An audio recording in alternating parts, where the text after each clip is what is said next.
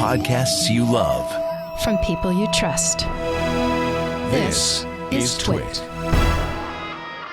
Hi, this is Leo Laporte, and this is my Tech Guy podcast. This show originally aired on the Premier Network's 200-plus stations coast to coast on Sunday, November 14th, 2021. This is episode 1844.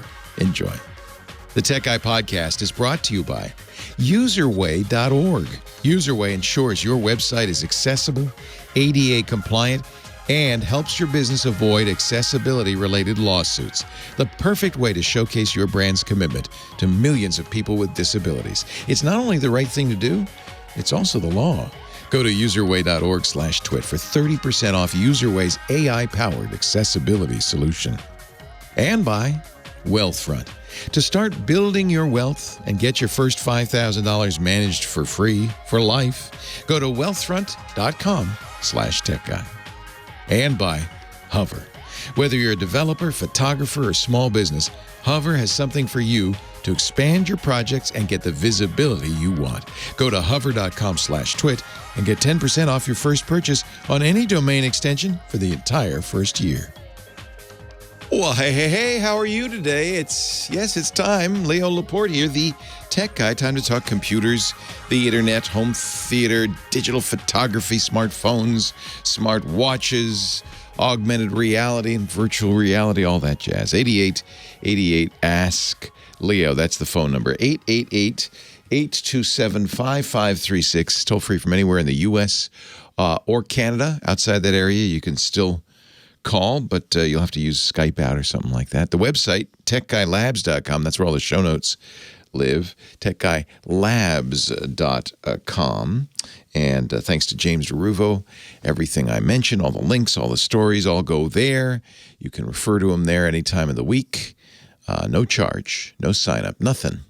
In fact, you can even leave comments if you have a better idea.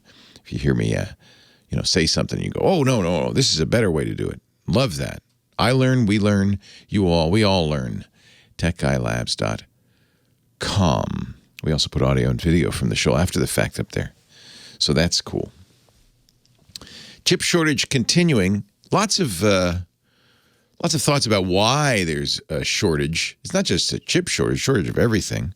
I saw one car manufacturer is going to stop putting in seat warmers in their cars so they can ship the cars because it's one little chip. They just can't get that chip. And so they figure, oh, the heck with it. we just won't put seat warmers in those vehicles, and we can ship the cars. It's that kind of thing. It's that modern vehicles. We'll talk to Sam at Bull Salmon about that a little later on this hour. He's our car expert. But the modern vehicles have a lot of microprocessors in there. And for a variety of reasons, there's shortages. COVID, certainly, part of it. Plants and critical factories. The problem really is a lot of these chips, like I would imagine the chip that warms your seat in your car, are what we call legacy nodes. They're old. They're not the chip everybody's talking about, the new Intel Alder Lake. They're not the Apple M1 Pro Silicon. No, they're not that. Those, in fact, don't seem to be in a particularly short supply. It's the little things, the chips that convert audio from bits into analog waves so the speakers or the headphones can play them, things like that. There's like one factory in Taiwan that makes it, and it burned down 6 months ago, and they haven't fixed it yet. Of course, you know what follows a shortage? A glut. And what's happening right now is companies like Intel, the Taiwan Silicon Manufacturing Company, TSMC, that makes the Apple chips, and others are building plants as fast as they can, and as fast as capital lets them, because they're very expensive, $10 billion and more for these chip plants. So but it takes a couple of 3 years to build them. So in a couple of 3 years, there's going to be a glut. You're going to have 2 seat warmers in every seat. Usually glut means drop in prices. We'll see. You heard it here first, drop in prices. That's one reason, according to the Wall Street Journal, that companies aren't rushing to solve this chip shortage is price fluctuation. They're just not sure. Is it going to be a good investment to build a $10 billion factory? If in 3 years there's so many chips that you can't charge as much for them, that'll be interesting. It's affecting every market, including the used car market. Prices of used, have you noticed this? Look in the back of your paper, or your Craigslist or what. Prices of used cars have jumped over the last month 9.2%. That means it's 38% higher than this time a year ago. 38% higher. And the reason is people can't get new cars. They need cars, so they're buying used cars. And, of course, this is basic economics, isn't it? Shortage means increased prices. It's an interesting, and I think there's a temptation to say, well, it's all because of X. But it's not. It's a lot of things. Demand went up during COVID. People bought lots of technology because they're working at home and so forth. So that's part of it as well. One of the other things we saw during COVID is a desperate need for internet access, isn't it? And the infrastructure bill that the president's going to sign tomorrow is going to provide a lot of money to beef up internet. That's part of the roads and the transit. $65 billion to building up internet. I have to say, I'm a little nervous about this. Yes, it's a good thing. Yes, internet should be, as the United Nations declared some years ago, a human right. It's not just a luxury anymore. It's how we go to school. It's how we do business. It's just, it's how we learn about what's going on in the world. It is obviously very important. Many of you listen to this show over the internet. It's important to me too. And so, yeah, I'm glad that, and in fact, I've been asking for something like the Tennessee Valley Authority. You remember maybe you don't, I don't, but in the Great Depression, of course, we also had a bunch of infrastructure bills to try to get people to work and so forth. And one of the things that was observed in the 20s and 30s was electricity wasn't widespread. A lot of the rural areas weren't electrified. And at that point, we kind of all decided collectively, you know what, electricity should be a human right. You shouldn't have to live without electricity. So that was one of the things we spent a lot of money on as a nation, is rural electrification.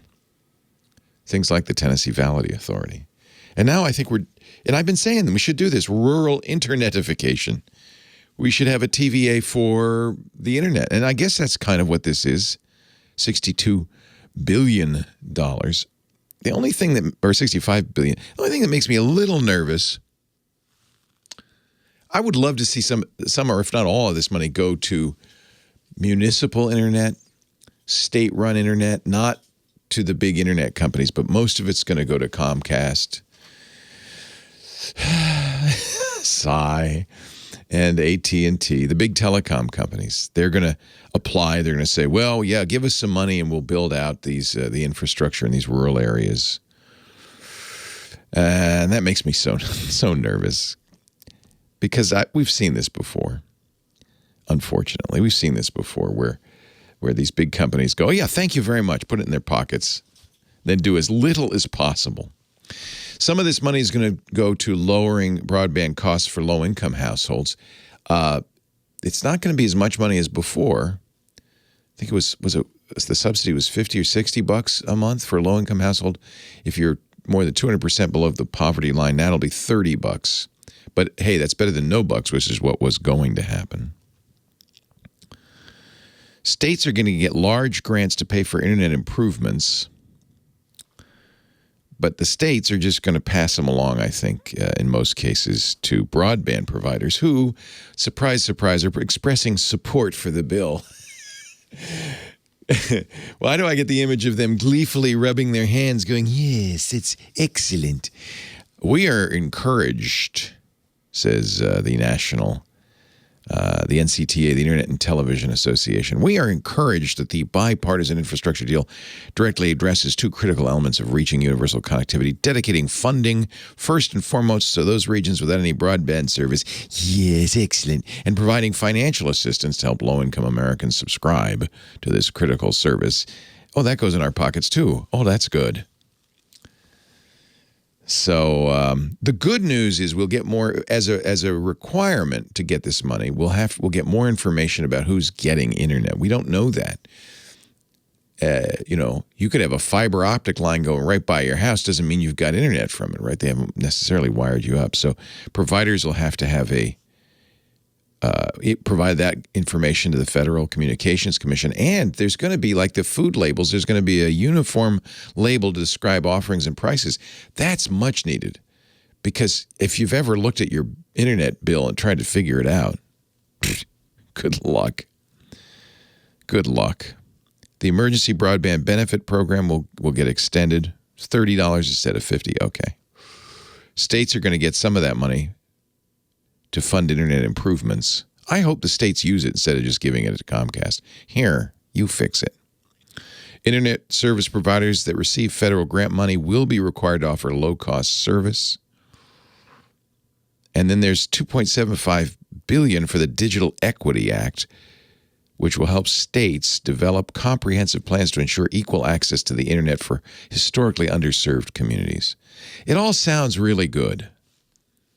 We're just going to watch carefully to see what happens. I'm trying not to be cynical. So easy, isn't it? Anyway, I think that's good. Do you agree?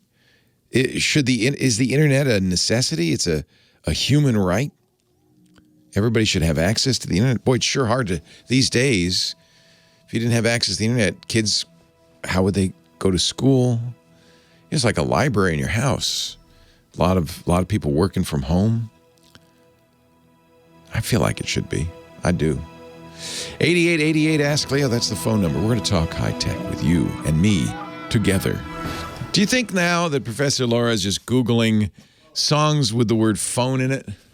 Well, months and months and months ago, we collaborated, and I sent her a bunch of stuff. So very nice. I don't know if she's using any of those, but I don't know this one. Yes, she says she does. We, of course, play phone songs at the beginning of the show to introduce to you the wonderful Kim Schaffer, our phone angel. She's the one who answers your calls. It's a thankless task, except I thank her profusely every day. And you thank her, I think, when you call. So maybe it isn't a thankless job. They're all very kind. Yeah. And we're helping people. Yeah. We're helping people. Yeah. Yeah. So thank you for doing this. I appreciate it. You're very welcome. Yeah. Who should I talk to? Let's go to Anna in Laguna Hills. She's having every single person on the phone line right now, it's a computer problem. What a shock. And they're all Windows. Oh, what a surprise. None of them are Apple, I don't believe. Oh, what a surprise. Line 1. Thank you, Kim. Hello, Anna in Laguna Hills. Welcome to the show. Hi, thank you, Leo. Oh, I am just beside myself. Of course, I hear your commercial about iDrive, which I did sign up for about a month ago. And I guess it was uploading or downloading. I'm sorry. It takes a while. Yeah. And I really should explain this. With any cloud backup, you have to upload it. So, and they don't want to take over your internet. So they're gentle about how much bandwidth they use. So depending on how much you're going to back up, it starts right away, but it could take a while to back up everything. So you don't know yet how much it backed up, do you? No, I don't. And then what happened, perhaps on a Windows update, I'm not sure whether, on an automatic update, whether the system shuts down, but or I might have shut it down, and then I see that I needed to sign in again. I don't know how long, that prompt was there to sign in again. So I was going to call and check with iDrive to see what I needed to do and how. So tell me what happened. Did the computer crash? What happened? Well, now I was working on it yesterday, early in the day, and then I stopped and I went back and I see that the operating or some assist is scanning or trying to determine what is going on. It's a support assist is running a system scan. Okay, so it started up, but it didn't go to Windows directly. It's churning away. Sounds like maybe a hard drive issue happened. Did it ever finish that system scan? It did, and then it indicated that no hardware issues were found. Okay. So how did you, one of the things you will see this if you just unplug the computer or power it down, or the power goes out in the middle of a disk write. It's not unusual to see this because it wants to make sure the hard drive's okay, having survived this sudden crash. Did it crash, or did you shut it down normally, or did you just walk away? I just walked away. Okay. And you didn't have a power outage last night? No. No. Okay. So I'm not sure why it triggered that. Is your data there? I don't know. I can't get into Windows. What's happening now? Well, from the system scan, I guess, let me see. I made some pictures with my cell phone, good. To figure out what was going on. Yeah. So then it says support assist OS recovery. Okay. And then there were just some blank screens, and then it says something's not quite right. OS_boot_failure.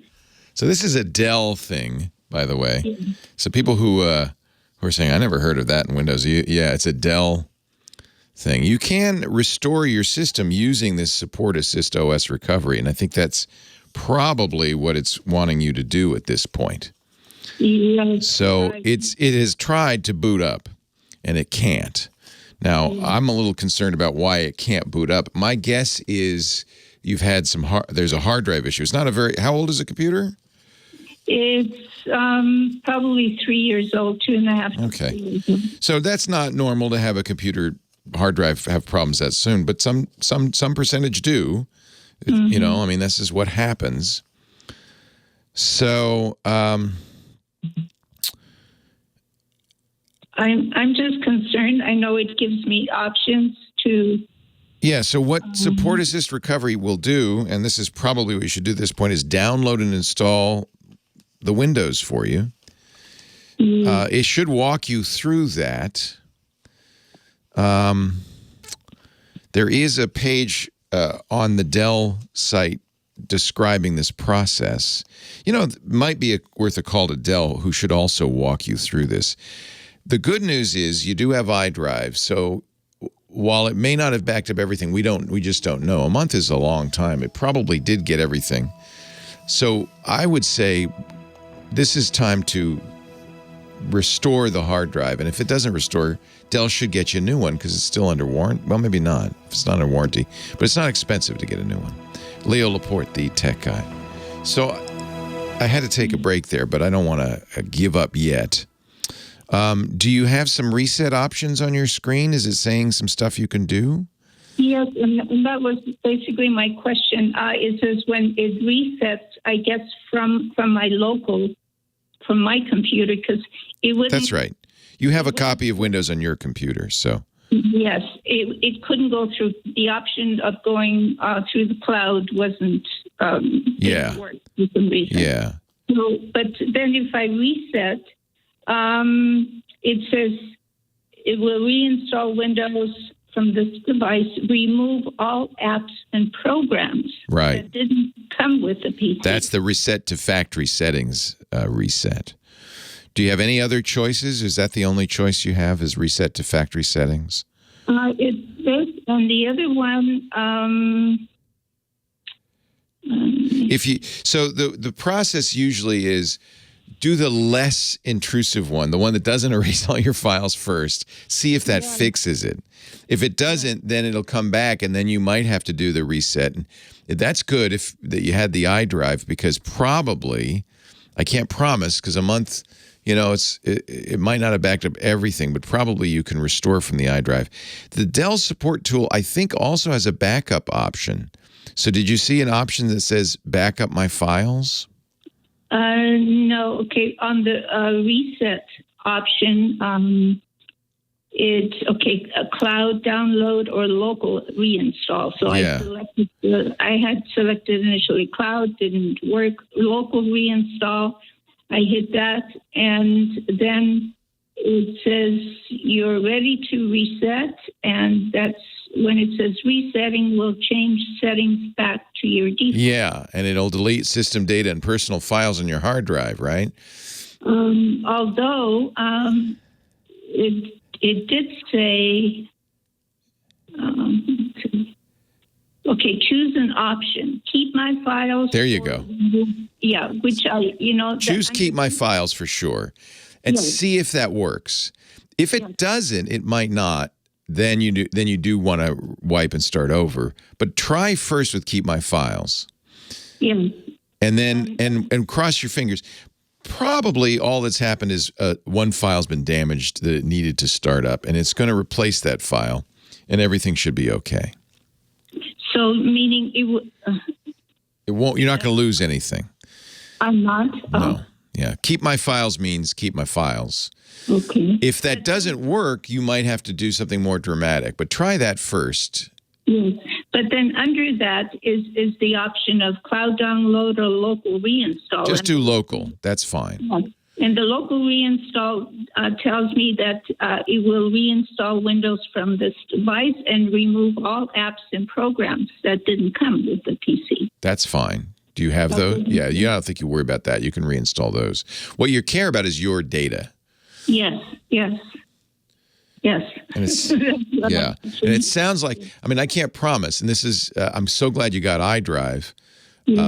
I can't promise that this will preserve everything, but so what's going to do is it's going to look at Windows itself and see what needs to be fixed. It has a copy of Windows on the hard drive and a hidden partition. It'll reinstall those, and knock on wood, you'll reboot after this process and it'll be back to normal. And then make sure iDrive finishes. Yes, for sure. All right. Leo, thank you so much. Oh, I'm so glad. Well, I'm glad, Anna, that you had the Dell and had the recovery system, because that's the way to do it. Yeah. All right. Very good. All right. I appreciate your show. Thank you so much. Thank you for listening. I appreciate it. Hey, let me tell you about our sponsor. How about that? This would be a good time to talk about Userway, userway.org. Really amazing. I love the vision. I love the idea. As you know, we have a lot of blind listeners, and they're always reminding me to pay attention to accessibility, Leo. Pay attention. And I take it personally. I look at our websites and go, are they accessible? Thank you, Userway. Now I know they are. Userway makes it very easy for every website to do the right thing, to be accessible to all users. It's not just the right thing, it's also the law. The Americans with Disabilities Act requires, as a public entity, and all websites are public, that you provide accessibility. Now, the good news is the World Wide Web Consortium has really outlined what you need to do. They've actually, all browsers do this. They have a front page that sighted users see, but there's an accessibility layer, and there's information in there for screen readers and other tools that blind people and others use to see those websites. Thing is, you have to know that, and you have to, in your web design, you have to incorporate it, unless you've got Userway. It's just one line of JavaScript. Userway is an incredible AI-powered solution that literally goes in and enforces all of the web accessibility guidelines, the WCAG guidelines. In fact, with one line of JavaScript, Userway can do more than a whole team of developers. Makes your website accessible. I know that's overwhelming if you're, have a website. It's affordable. Userway solutions make it easy. They make it cost-effective. In fact, they even have on their website a free scanning tool. In fact, I would suggest doing that right now. Go to userway.org/twit, run the scanning tool, see if your site is ADA compliant. Over 1 million websites use Userway. I think this is the way to do it. Disney uses it, Coca-Cola, eBay, FedEx. And now you can get those best-in-class enterprise-level accessibility tools even for small and medium-sized businesses. This is a big deal. It just makes business sense. Millions of people require UserWay just to purchase your products. Shopping carts are one thing UserWay fixes. Nav menus are notoriously tough for screen readers and so forth. It fixes vague link violations. It even makes your website colors accessible without changing the actual color, remaining true to your brand. Auto-generates the image tags, the alt tags. And because it uses AI, it can actually recognize the image and automatically write those. You can add to it if you want, but it's the automatic stuff gets you to where you want to be, which is completely compliant. And you'll get a detailed report of all the violations that were fixed on your website. Works with everything: WordPress, Shopify, Wix. You can add UserWay. Really do want to fix that shopping cart. There's 60 million Americans with disabilities who can't use your site unless you do this. That's a lot of customers. AEM, it works with Sitecore, SharePoint. Lets your business meet its compliance goals, improve the experience for your users, and keeps you out of court. Let's ask the voice of Siri, Susan Bennett. She actually recorded a little bit for us, all about UserWay. Hi, I'm Susan Bennett, the original voice of Siri. You won't hear me say something like this too often. I'm sorry, I don't understand what you're looking for. But every day, that's what the internet is like for millions of people with disabilities. UserWay fixes all of that with just one line of code. One line of code. UserWay can make any website fully accessible, ADA compliant, and with UserWay, everyone who visits your site can browse seamlessly and customize it to fit their needs. It's also a perfect way to showcase your brand's commitment to millions of people with disabilities. Go to userway.org/twit. Actually, 30% off, so it's already pretty affordable, but that makes it even more affordable. 30% off UserWay's AI-powered accessibility solution. UserWay, making the internet accessible for everyone. userway.org/twit. We thank them so much for supporting the Tech Guy Show. Thank you for supporting us by using that address so they know you saw it here. userway.org/twit. Now back to the Tech Guy. Leo Laporte, the Tech Guy. I made a mistake. Sam is traveling. I thought he was going to be here. He's normally here, our car guy, Sam Abul-Samad. But next week, Sam is on the road traveling. I spent some more time with Anna. Good news. So Anna has a Dell. Dell has and that was the Support Assist OS recovery thing she was talking about. So just in a nutshell, what happened was something happened to the hard drive. You know, it can be a variety of things. Hard drives are not perfect. 3-year-old Dell could just be there's a problem on a portion of the hard drive. The problem is it could be in a critical part of the hard drive. Let's hope this is what it is, where Windows lives. So Windows is somewhat damaged. And it's very possible. I mean, you could actually literally just flip one bit on that hard drive if it's the right spot on a critical file that Microsoft Windows needs to boot up. It won't boot up. Oh, no. How could one bit flip? Well, stray electrical signals. Cosmic rays can do it. They do it all the time. Most hard drives have redundancy built in. They call it error correction that will handle a single bit flip. It could be more than that. It could be, if a hard drive gets dropped, it could be all sorts of things happen. And they just happen. I mean, hard drives are not perfect. So let's hope this is what happened. Some area of Windows got damaged. Windows can't boot. The system recovery it starts up and it says, oh, I see you can't boot. What I'd like to do is restore your operating system. And there's several levels. And I'll put the Dell support doc that describes restoring your system using this Dell Support Assist. I'll put it up in the show notes so Anna, so you can look at it. But essentially, it's going to give you several levels. And this is I think it's just Dell's interface to the built-in Windows 10 way of doing this. You can attempt to fix Windows. Everything will stay where it was. Everything will be fine. In most cases, that's going to work if it's just a little bit, a bit flipped. One little file got deleted by accident, something like that. If that doesn't work, then it might attempt to just kind of reinstall the entire operating system from scratch. So that's a little bit more draconian. At some point, if that doesn't work, so you do these and do them, do the minimal steps first. the things that are least destructive first. At some point, if it doesn't boot up, it's going to say, you know what, I have to wipe your hard drive and reinstall Windows. That's going to lose data. Good thing you have a backup. It's my understanding that Support Assist does offer you a chance before you go any further to back up. So if you have an external drive or a thumb drive or something, you could do that. In fact, I would recommend doing that local backup before you do anything more drastic. Take advantage of that. And with any luck, it'll come back, it'll boot, and it'll be normal. Now, this is why you want a good backup.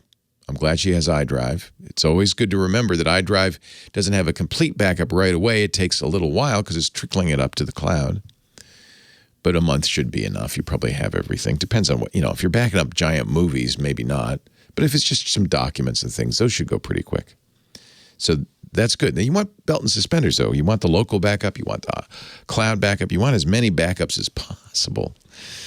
And what's also possible, and I think maybe even likely in this case, is that the hard drive itself failed. That there's something even more dramatically wrong with the hardware. If that's the case, none of these steps will work. You'll never get a booting computer until you replace the hard drive. That means a trip to the shop, or if you're handy, you can do it yourself. It's not a hard thing to do. To open up the computer, take out the old hard drive, put in a new one, and then do the recovery. And that's going to be a little bit more difficult because that hard drive is completely blank. It doesn't have anything on there, including the Dell Support Assist. So you'll have to manually install Windows. That's why it might be worth a trip to the shop. Then boot it up, then restore your backed up data. That's why you got to have backed up data, because hard drives fail. They really do fail. This Support Assist should help you get through the recovery, though. And I hope I'm crossing my fingers for you that your data is still there. If the hard drive failed, it's probably not anyway. So starting over won't hurt. But start the minimal amount first. Joy's on the line from Torrance, California. Hi, Joy. Leo Laporte. Hi. Tech guy. Hi. Hi. I hope this is a quick question. There are no quick questions, I'm sad to say. Well, if I talk really fast, would that help? No, it's all me, man. I just talk too long. Go ahead. What can I do for you? I've got a laptop, an HP. It's about 6 months old, and about 6 weeks ago, I turned on one morning. It has a little message that says your fan is overheating or not working or something. Yeah. So I called the where I got it from and talked to somebody. They gave me an appointment. At first, I didn't want to because they said it's going to be 2 weeks for us to.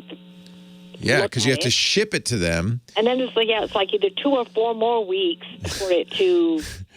If it's just a fan, is it a laptop or you said laptop, right? Yeah, laptop. Yeah.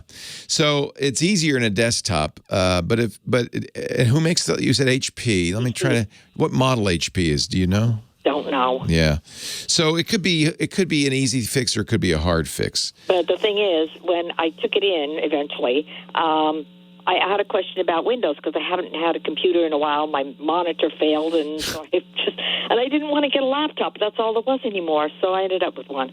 And I asked him a question about if you have things in your favorites and you want to put them into individual folders.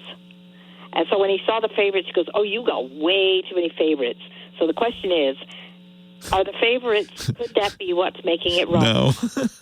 Because somebody No. said You've got what a judgmental person. No, you have, ma'am, you have, wait, no, he's wrong. Background. No, the fan failing has nothing to do with how many favorites you have.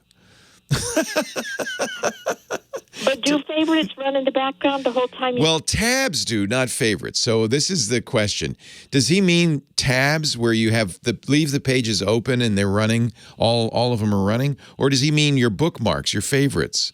My favorites. No, they don't do anything. They're just sitting. They're a mile long. And that's fine. I have a mile long. I'm longer than you, I bet.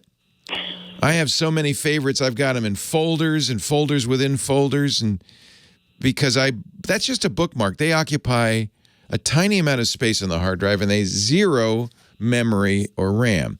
Tabs do. So if you opened, you know what a tab is in your browser, right? Oh, yeah. Yeah. If you opened 100 tabs, yeah, But you should not take your computer to this person, whoever he is, because he's about an hour every morning. I run like maybe 6 or 7 tabs because I'm doing these contests. That's fine. And it's easier if you do them just like straight across the page. Yeah, that's fine. Even that's fine.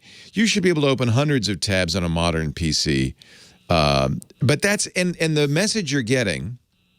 I only got it once. That was the other thing. And, the guy goes, oh, well, maybe you should just take it home and see if it happens again.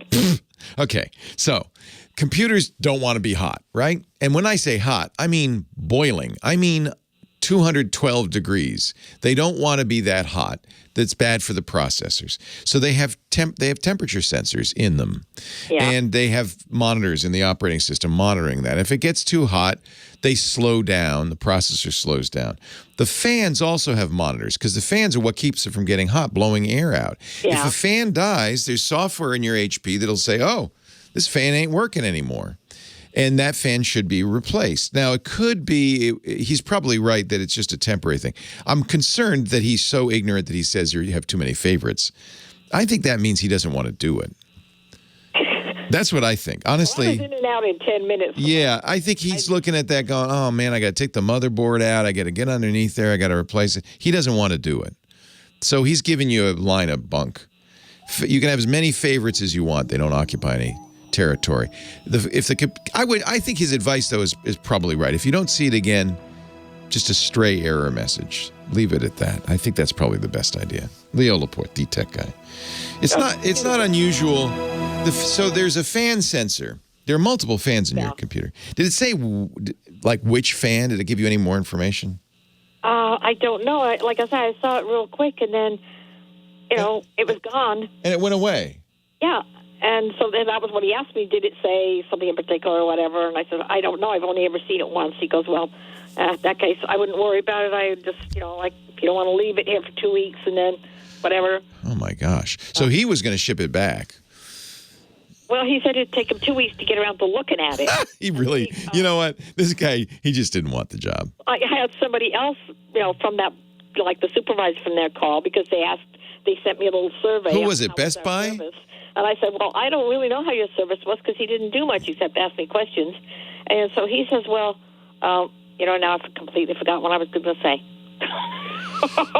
So where did you bring this? Was it like a Best Buy or something? Or? Yeah. So it was a Geek Squad. Say that. Yeah, you can say anything you want. I got nobody to protect. Yeah, I mean... So what you should say is in the survey is he told me I had too many favorites. Is that a thing? And with any luck, his supervisor is brighter than he is. Too many favorites does not harm anything. You can have as many favorites as you want. Make more. That's called. Specifically, that was what was causing it, but it's none of his. First of all, it's none of his business. What is he looking at your favorites for? Well, because I asked him, how do you take your favorites and take it out of. It took me forever to figure out when you hit the favorites thing how to keep it in place. Yeah. So the whole list comes down. What browser are you using? Do you know? Oh, I don't know. It's Windows 10. You're probably using Edge. I would guess if they're called favorites, that's what Microsoft calls. Every other browser calls them bookmarks. Microsoft likes to call them favorites. The favorites. There is in Edge. There's going to be a favorites manager that will let you go in there and look at them and organize them and do whatever you want with them. That'll give you a kind of a window onto the favorites. I haven't used Edge in a while, so I can't remember exactly what it looks like, but there'll be some way to manage those. Favorites are not a problem ever, period. Organizing them, that's fun. Like I said, I have folders and folders, so it's annoying. Well, but favorites are great because you just because you visit a site once doesn't mean you don't want to keep track of it so you can go back at another time down the road. Well, like if you're looking at some little short clip of something, and then you see another one, how it pops up on the side, all these other ones you might also be interested in. Yeah. And you go, oh, that looks interesting. So you hit that one, you just hit favorites, then you go back to what you were doing before. That's what a computer's for. That's okay. That's what it's for. That's the work of the computer. What else is it going to do if it doesn't keep track of your favorites? Because I was thinking I might have to download my favorites. No. Probably the fan had an intermittent failure. There's a sensor on the fan. If the fan stops moving, that's bad. The computer will get too hot. Yeah. That's bad. You'd get other warnings too, and at some point the computer would say, "I'm too hot. I'm shutting down." So it's going to always protect itself. He's right. That fan is probably fine. If you see it again, maybe, but that fan's probably fine. It's just that was just a temper. There are third-party programs you could download if you want, if you really cared to. There's one called Open Hardware Monitor at openhardwaremonitor.org. It'll show you all your fans, all your temperatures. You can actually look at it, see the speeds. If it were me, that's what I would do. I'd download it and see if the fan's working. It's free, openhardwaremonitor.org. And I'm sorry, what was that again? Openhardwaremonitor.org. Oh, it's a free program. You put it on your computer. It'll tell you if your fans are running. Oh. And then if they're not running, then, yeah, that's cause for concern. But otherwise, I think you're fine. Okay, thank you so much. I'm sorry. It's the first time I've ever heard that. Too many favorites. I got too many favorites. You're all my favorites. You can't have too many favorites. Leo Laporte, the tech guy. I should start collecting things the IT guy, the repair guy, the tech guy said in order to get out of a job. Because that's what that was. She brought it in. She brought her laptop into Best Buy to the Geek Squad. She said, I got a warning. It said the fan stopped working. Guy said, oh. Lady, he said, I'm looking at your computer here. You got far too many favorites. That's the problem. And then he said, I love this. And if you give it to me, it's going to take me 2-3 weeks to get around to looking at it, and then maybe another month to fix it. That is things a tech guy says because he doesn't want the job. Not that none of that makes any sense. He just doesn't want to do it. Lady, you got too many favorites. Clearly, that's the problem. Tabs, maybe. That might heat up a system if you had thousands of tabs open. It'd just slow down. You can have fans and you can have favorites, but I don't think they have anything to do with one another. Rod on the line from Coachella Valley, California. Hello, Rod. Hey, Leo. Hey, how are you? I'm doing good. By the way, I gave you a 10-second update on a call I had a couple months ago with you about not being able to save phone numbers like my Apple Watch phone number on my iPhone. Yeah. And I finally tracked it down to the fact that I am syncing between iOS and Outlook, and iOS only supports fields that it knows are in Outlook. That makes sense. Right. Yeah. Right. It just wasn't a field. There was nowhere to save it. I even tried creating a custom field in Outlook, and that didn't work. Oh. Just looked at the standard fields, apparently. See, I'm glad. Thanks for letting me know, because I'm going to make a mental note. Next time somebody calls with that question, I'll go, oh, I see what the problem is here. You got too many favorites. So you look like a hero again. I look like a hero. So what can I do next? All right. I have a Windows 10 Pro computer. I started my Microsoft account when my email with gte.net. That'll tell you how old that email address is. Oh, wow. Yeah. That's a classic. And I want to get rid of all traces of it.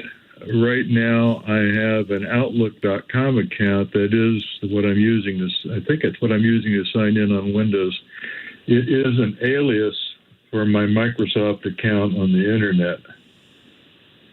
Okay. So is this a simple thing or is this a complicated thing? No, it's pretty simple. Do you still get mail at the old GE address or no? Haven't a clue. There's no server to sign on to. Okay, good. So the only reason I'm asking that is if there was something you wanted to save from over there. There's obviously not. No. And you say you want to get rid of all traces. Where would those traces be living? I mean, do you see that somewhere? Well, I'm in your info on Windows 10 Pro. Did you get this computer from work? Is that why it's in there? No, I bought it from Fry's back in the LA area. Oh, my. Your best computer buys are always at Fry's. Yeah. They're gone. I've had it about 5 or 6 years. Yeah. So at some point you entered that in other words. Yeah, because it was already my account, my Microsoft account. You know, when you first get it set up, you got to put your Microsoft account in. Ah, so your Microsoft account refers to this old email. Yeah. I see. So what you want to do is you want to change. You're using it to log into your Microsoft account? Well, I'm using my Outlook.com email as the login on the Microsoft account. Oh, okay. It just lists the GTE account as the primary alias. Ah, I see. So, yes. So what you can do is those are called account aliases, and you can have many of those, up to 10. And you can easily go in and modify those. Okay. So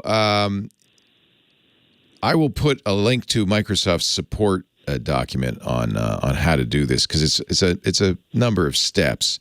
But just in general, if you remove they say if you remove an alias, the email is permanently deleted from our systems. But that's fine. That's why I was asking. So you've got any info that is at that GTE address saved, but you don't have anything there, so you don't care. Right. You sign in, and then you go to manage how you sign into Microsoft with your Microsoft account. Go to your info, manage how you sign into Microsoft, and then there'll be an account aliases section, and you can remove it, and it's gone. It's just not going to exist anymore. Okay, this is the online account on the internet, right? Yeah. It looks like you need to do it on the internet. Yeah. I'm looking at that page now, and it looks simple, like, well, just remove primary alias. Yes. Well, like I said, I'm just looking at it, the same thing you're looking at, I guess. I haven't actually done this, so I'm going to assume it's not too complicated. You want those aliases, you want at least one alias in case you forget your password or you lose your account or something, so that you can get a account recovery. So it's always good on every account you can. I certainly do this with Google. Have a backup email address, and even a backup phone number, so that there's an account recovery process. Otherwise, something goes wrong, you lose that email. Now you can't recover if somebody changes the password because they hacked into it, whatever. So you always want to have one option. But if you have more than one, get rid of the GTE option. And if you don't have more than one, you do something else. Add another, maybe your ISP gives you email or something like that. Add that to it, just for your backup purposes, backup account. In fact, I think they even say this. Make sure you have one verified option you can continue to use. So you want to add a phone or an email to make sure you have that other alias. But yeah, you can just remove. It's an alias, so you can just remove it. And you should never see it again. It should never darken your door again. Now, if I remove the primary alias, the GTE, and I'm logged in with my Outlook.com account, will it become the primary alias? Yeah. Or do I need another account to go in so I can maneuver it around? No. The Microsoft account is your primary account, and that's what'll show up in your emails and so forth. But as I said, it's a good idea to have one alias just for account recovery purposes. Okay, so it's easy online and a little more complicated on the computer. Yeah, I'm not sure. I mean, I'm looking at the support thing. It implies that you need to log in online. You can manage your Microsoft account online, and I think it implies that you should do that. But I'll tell you what. I'll put a link to this support document. Change the email address or phone number for your Microsoft account. It describes the process. I would follow their recommendations. Yeah, absolutely. Yes. We wouldn't want to mess that up. No, but as a guy, it will probably cause an earthquake if I follow the instructions. It always baffles me that guys call and ask me for help. I don't ask another guy for help. Why are you asking me? What is it about guys? My wife will say, "Come on, just stop. You can ask for directions." I said, "Nope, not going to do it." Thank goodness for GPS. We no longer have to pull up at the gas station and ask for directions. Do they even sell maps anymore at gas stations? Do you have a map? They used to give away free maps. Remember that? I never go inside anymore. You pay at the pump, and even That's that's right. free. There's somebody here. There's a person here. Rod, a pleasure talking to you again. Thanks for the update on your other problem. I always like to hear if something works or doesn't work. I like to know what does work so that we can, make a mental note of that. Help people in the future. Well, hey, how are you today? Leo Laporte here, the tech guy. Time to talk computers, the internet, home theater, digital photography, smartphones, smart watches, all that stuff. In fact, our digital photographer, Chris Marquardt himself, joins us in moments, about 1:30. If you want to talk high tech with me, 8888 Ask Leo. We're working our way through Windows problems in this first hour. What a shock. 8888 Ask Leo. John's on the line from Redondo Beach, California. Our next caller. Hi, John. Hello, Leo. Thanks for talking to me. My pleasure. Thanks for calling in. Always glad to help out. What's up? Well, I have a Dell XPS on my desk and a Dell Inspiron. The XPS is brand new, and the Inspiron is about 5 years old. Okay. And I'm trying to make the XPS look exactly like the Inspiron. Exactly like is maybe a little much to ask, but you can get it pretty close. The Inspiron, is it running Windows 10? Both are running Windows 10. Oh, well, that helps. That helps. It's my impression that something like Dell Migrate or whatever else might be out there, that you have to reload the apps one by one. Yeah, and you do want to do that. There are out there programs that, application mover programs. But honestly, I think they cause more problems than they're worth. Unfortunately, these days it's not as big a deal because almost always when you get a program, you're just downloading it anyway. You don't have a CD or a floppy disks or anything like that. Now, that older Inspiron, you might have software installed on there that did have a disk. That's a little bit trickier. The problem with moving programs from one PC to another is that the program is not just one exe file. I wish it were. It would make it much easier. But the program, and when you install a program on Windows, the installer is putting files all over the place.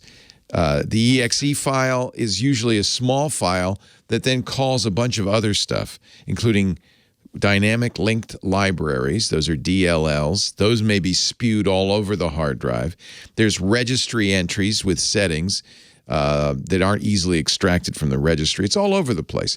So these uninstallers and Windows program movers, they're often the same program,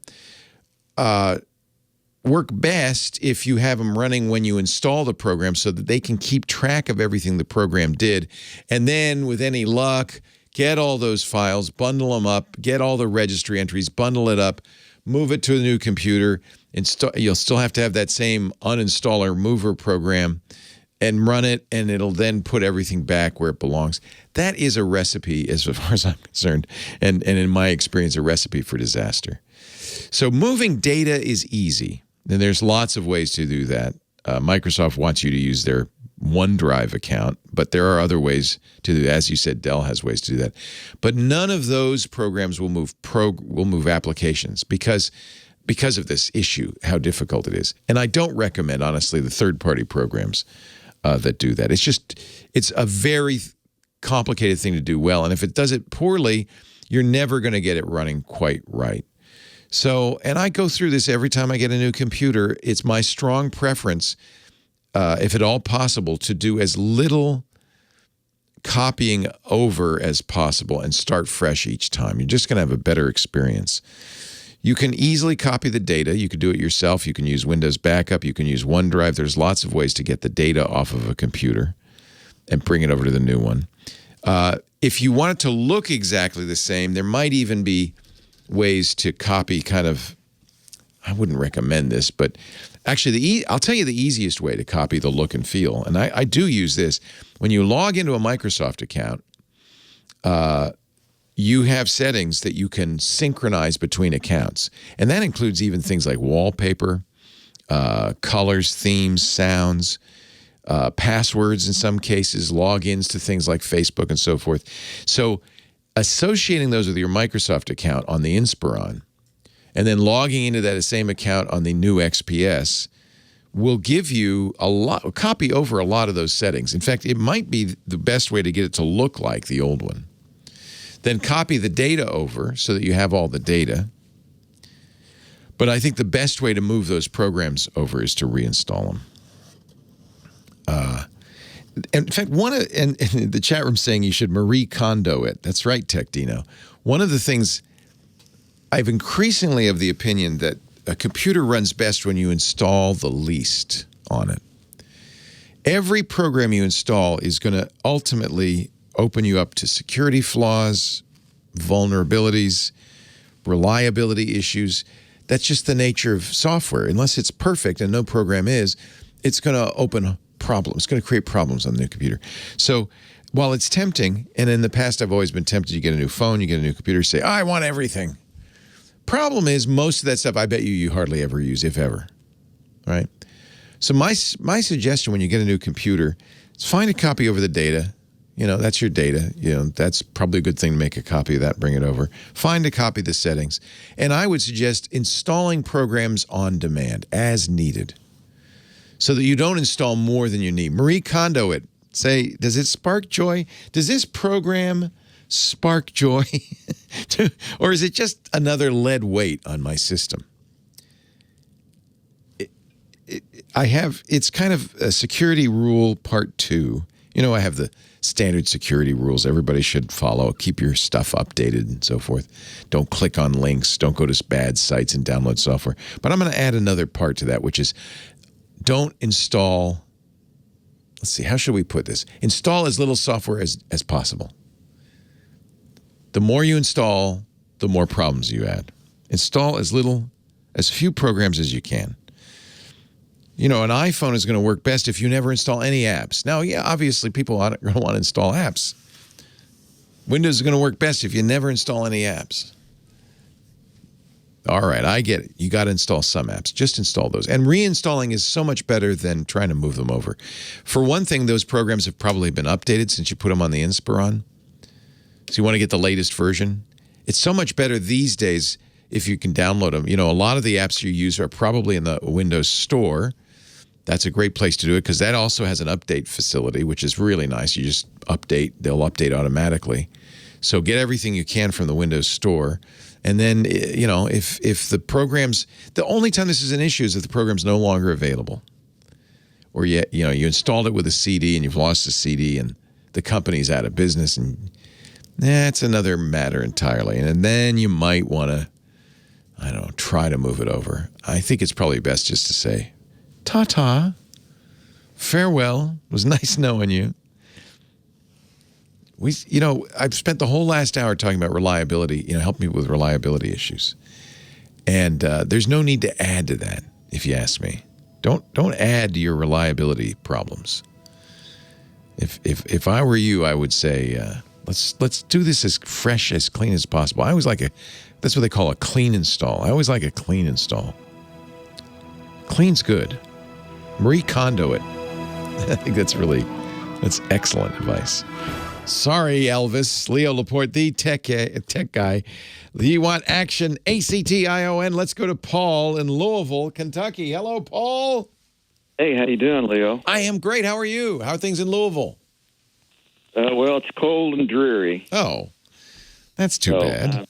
Inside, and so I'm nice and comfortable inside, but outside it's dreary. I got a camera question for you. Okay. I've got a Google Pixel 4a smartphone. Yeah. And I like it, and I use it also for scanning books. Now, that is scanning them for the purposes of reading, not barcode scanning. And it does a pretty good job of photographing the books, the smaller books, and then I import them into like a scanner, and so that works pretty well. But I'm having trouble with large books, and by that I mean if I take a photo of a large page, I like to, when I'm reading, I like to expand the page so I can read it better. Yeah.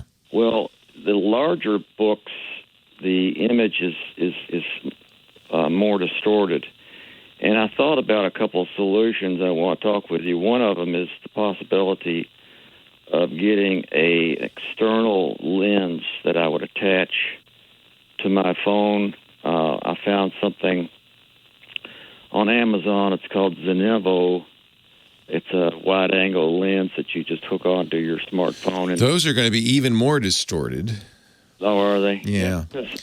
Somebody in the questions, several people said it worked, but then one person said, when asked about that very thing, and I'm asking you, it says that it would be good. I don't think it would be good to take photos of 2D images because the lens slightly bends the image.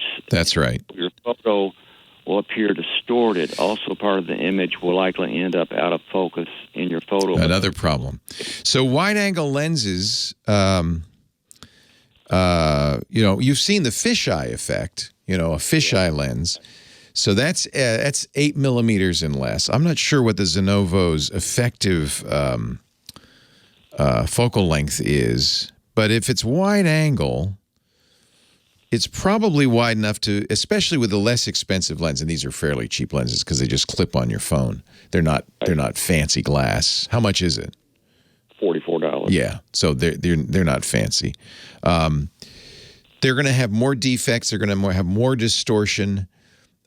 Normally, when you use a wide-angle lens on a fancy camera, there's some correction being done by the camera or by the software you use that eliminates the distortion. But because your Pixel doesn't know that you're using that lens, it's not going to know to apply correction to it.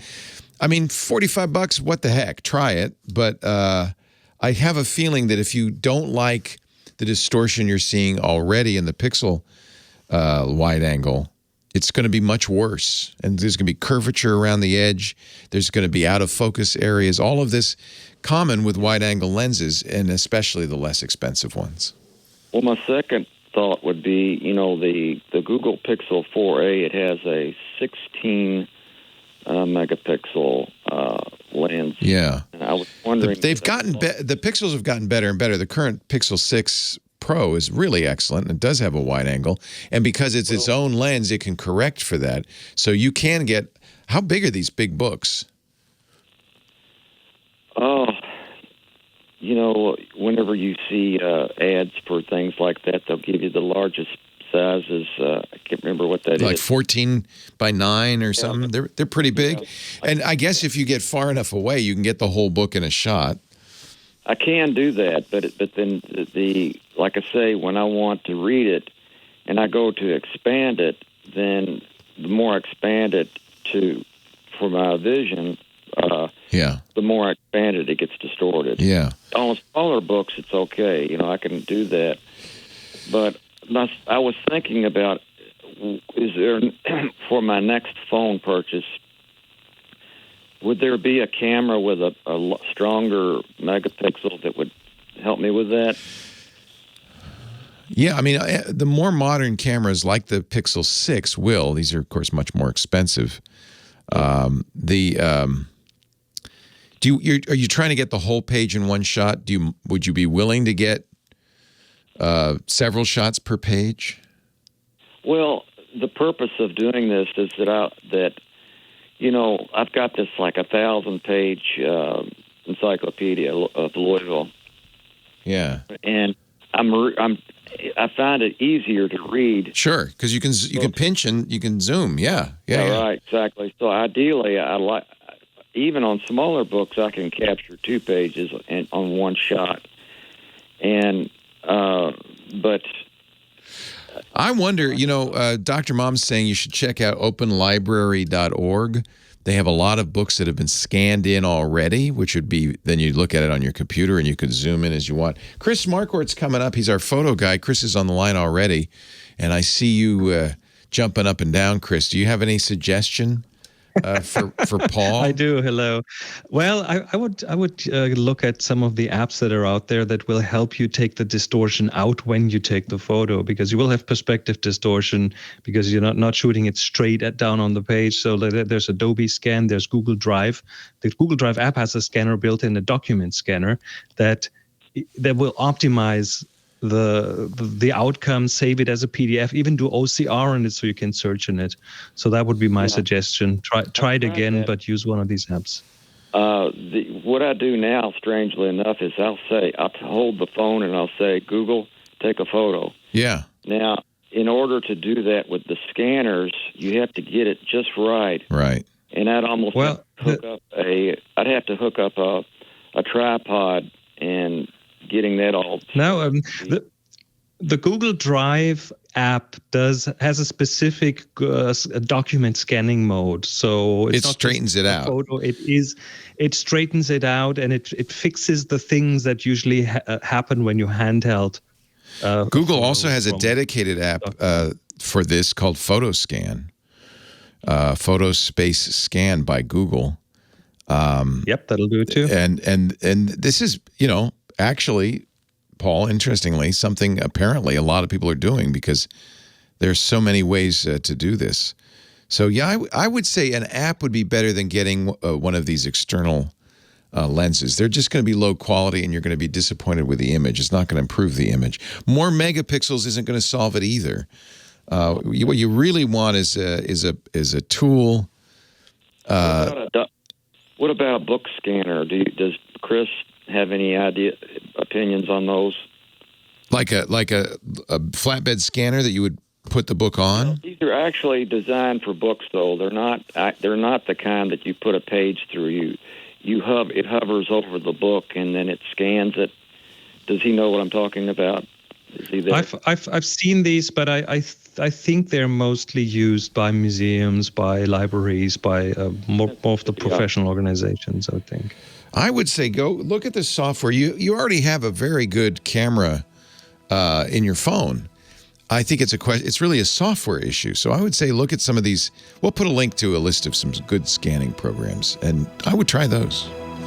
Chris Marquardt's coming up, Photo Guy, right after this. I am so proud. I've talked about my son. I'm so proud. He is a TikTok viral success. I think he got to 1.5 million followers. His last video got more than 20 million views. He's starting to make some money. And, he's my son, so I'm going to give him advice. And the advice I give him, don't do the stonks thing. Don't go investing in AMC or GameStop and, holding on to diamond hands in the rocket. It's so tempting for his generation, I think. Day trading sounds like fun. It sounds like you're going to be rich. And I know he's, he thinks about this or buying cryptocurrency and stuff. I said, Henry, that's fine. When you have enough money that you could play with some that you don't mind losing, okay. But day traders in general, I think it's only 1% of them beat the market. You should take most of what you're earning now and put it in Wealthfront. Put it aside. Grow your long-term wealth. You want a Wealthfront investment account.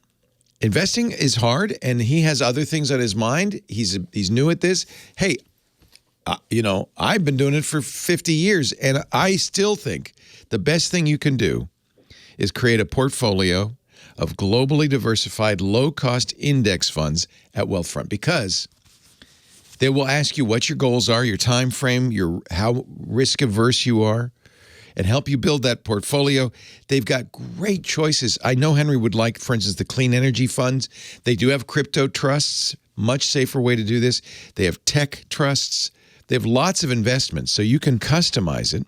There's even a socially responsible portfolio, a mix of funds built around human rights, climate change, sustainability, and diversity. So you can feel good, but at the same time, you're doing the right thing for your future, whether you're saving to buy a house, to put your kids through college, put yourself through college, to retire. No manual trading. I know some people say, well, I wanted it. No. No manual trading, no picking stocks. You don't watch the stock market every day. Wealthfront automatically handles all the investing based on your preferences. You control that.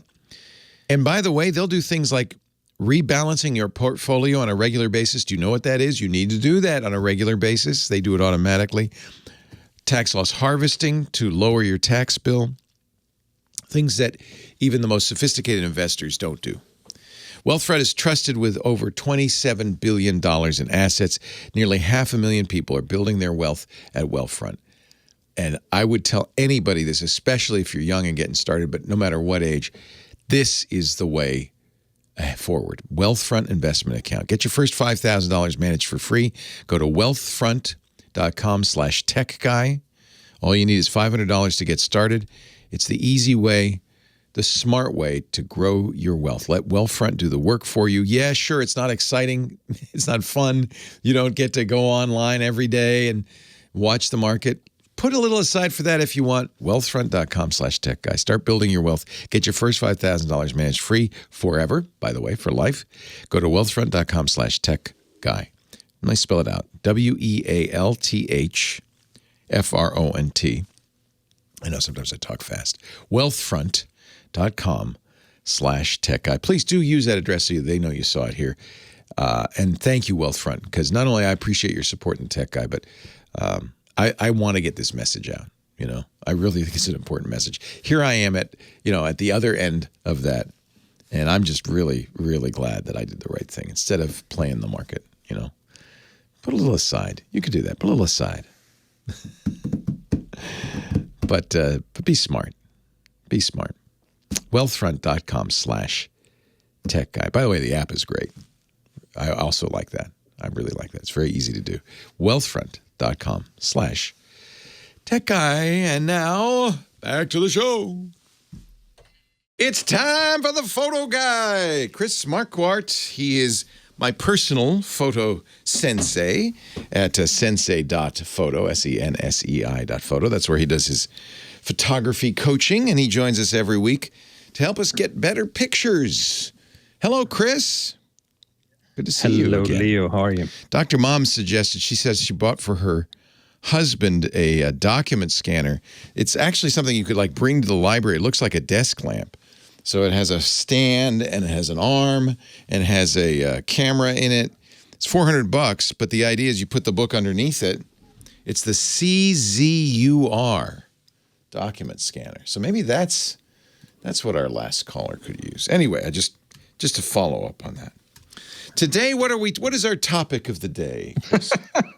We have the current assignment is clear. That's the one I drew out of the fishbowl last weekend. Clear. And I promised I would talk about shooting clear things. So clear, well, what is clear? We have air, of course. Air is clear. Hard to shoot. Hard to shoot something that's clear. That's invisible. There's glass. Oh, okay. Which, again, not that easy. We'll talk about a few of these things. And water. So Water's that's the clear. three main things.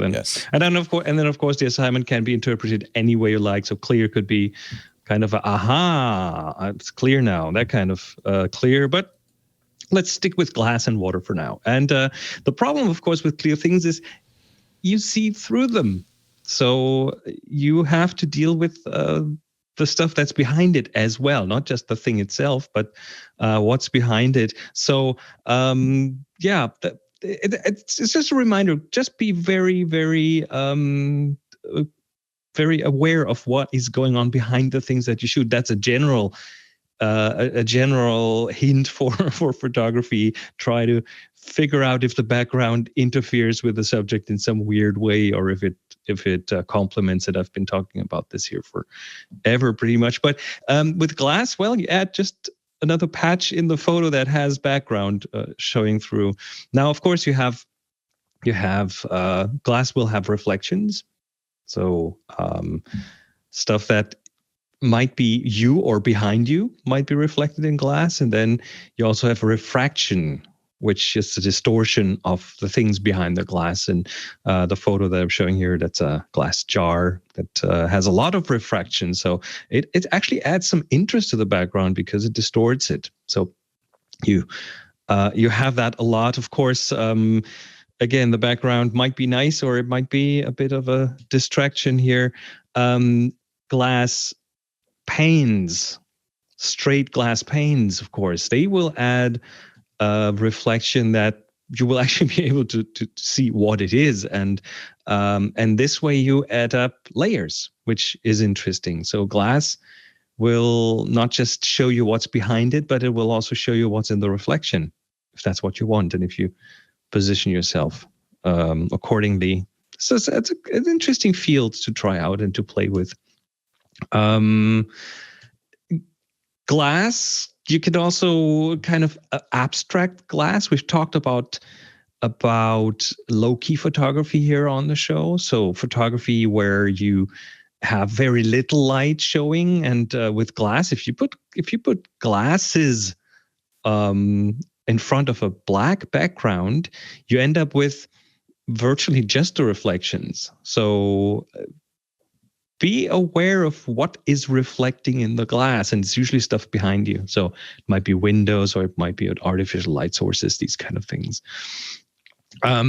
If you see glass shot in a studio, they will often very meticulously watch out for the background. You have in studio photographs, you often have just a very simple, clean background.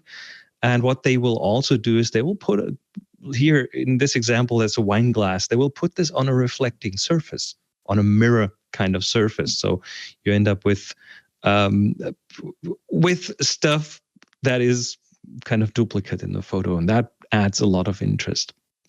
And you will not just have reflection of the light that goes onto the glass, but you will also end up with refraction from what's behind it. And in this case, it's pretty much the background plus what's left and right of it. And a photographer can be kind of creative here, like in a glass full of water. Try it out. Take a glass full of water and put something behind it, and you will see that gets flipped around. So you can have part of the background show up in the glass, but in a distorted fashion, in a flipped around fashion. There's so many examples, very creative examples of the background being flipped around. A huge, fun field of experimentation with glasses that are filled with a liquid.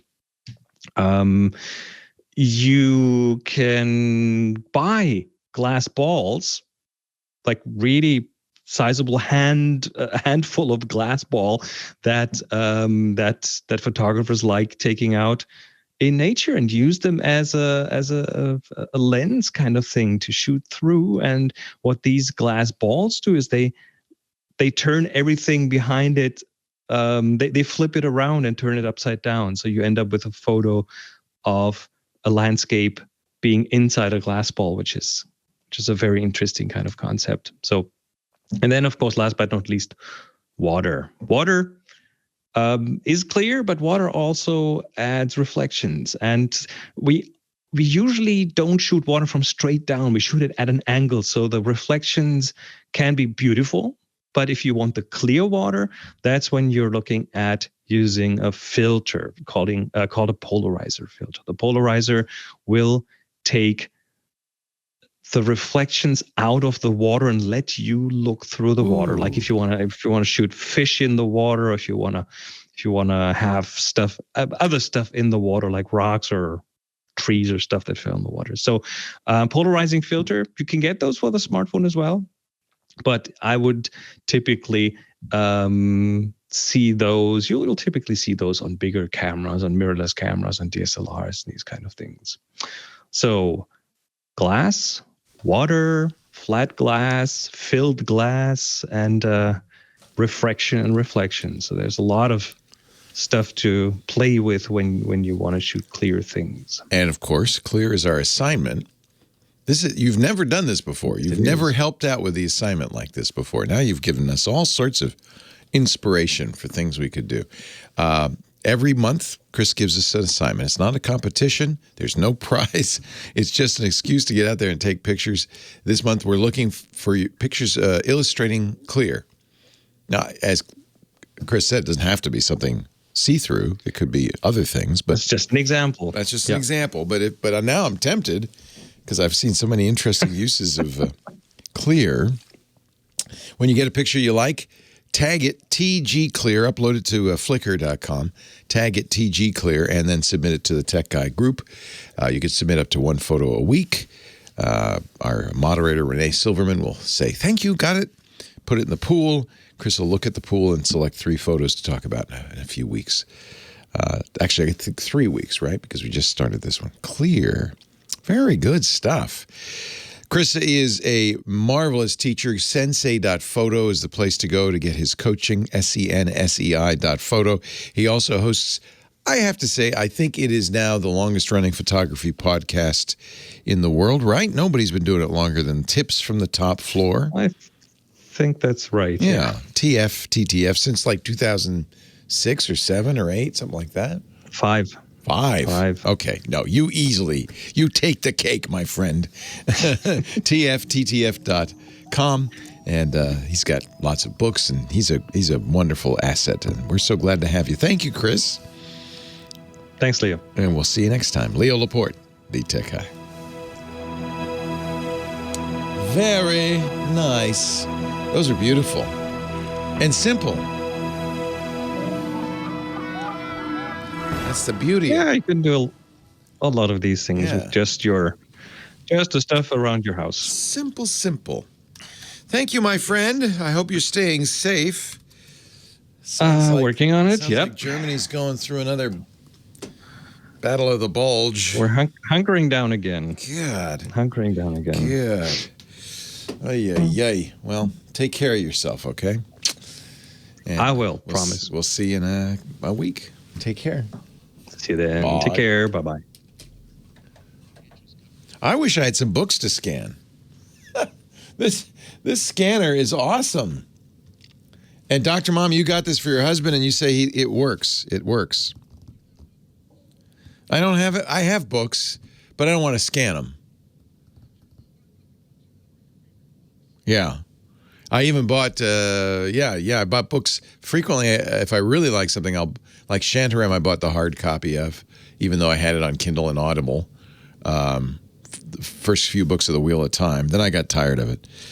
So, I mean, I love it. I'm still listening, but I'm tired of buying them. The scanner is so cool. So it's got built-in lights. It has OCR software. It has software to straighten the pages. It'll do a page every 1.5 seconds, they say. So this is exactly, I mean, frankly, for less than buying a phone, the top of the line one is $525, and it scans to the phone. It has Wi-Fi. So it processes it, straightens it out, OCRs it. Boy, I wish I had a library to scan. Yeah, Web 2901. He said he has the Louisville Encyclopedia, which is, I don't know, big and long, and he likes to, it's easier for him to read because he can zoom in on a digital copy. This sounds like exactly what he wants. Can you bring this into the library, Dr. Mom? Has your husband brought it to the library? They may not approve of that. That's where it's at. Leo Laporte, the Tech Guy. Dr. Mom, who is, as you've heard on the show, is a regular. She's my internet physician in the chat room. Bought her husband this Caesar. It's the letter CZUR.com, the ET scanner. And it looks like, boy, this is exactly what our caller who wanted to get the Louisville Encyclopedia digitally so he could zoom in. I do that all the time. When you go to a restaurant, you could barely read the menu. You just get out your phone. It's got a nice little light. You can turn on the camera, take a picture, zoom in. I understand. I do. And this Caesar really is kind of impressive. I had never seen this. In fact, I wish I had to scan some books because I think this would be a really cool thing to have. I just, I don't really, I mean, I have books, but I don't want to scan them. But I guess if you had to do that, and it corrects for tilt, it corrects for the page curve. It does OCR, which means it turns the image of a book into text, so you could cut and paste or that kind of thing. What a great looking device.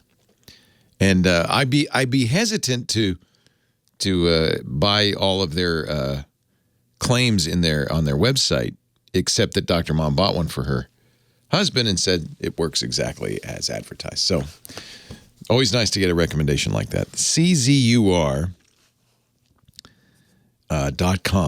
Their book scanners look pretty sweet. Ed's on the line from Las Vegas. Our next caller. Hello, Ed. Hello there, Leo. How are you? I'm well. How are you? Good.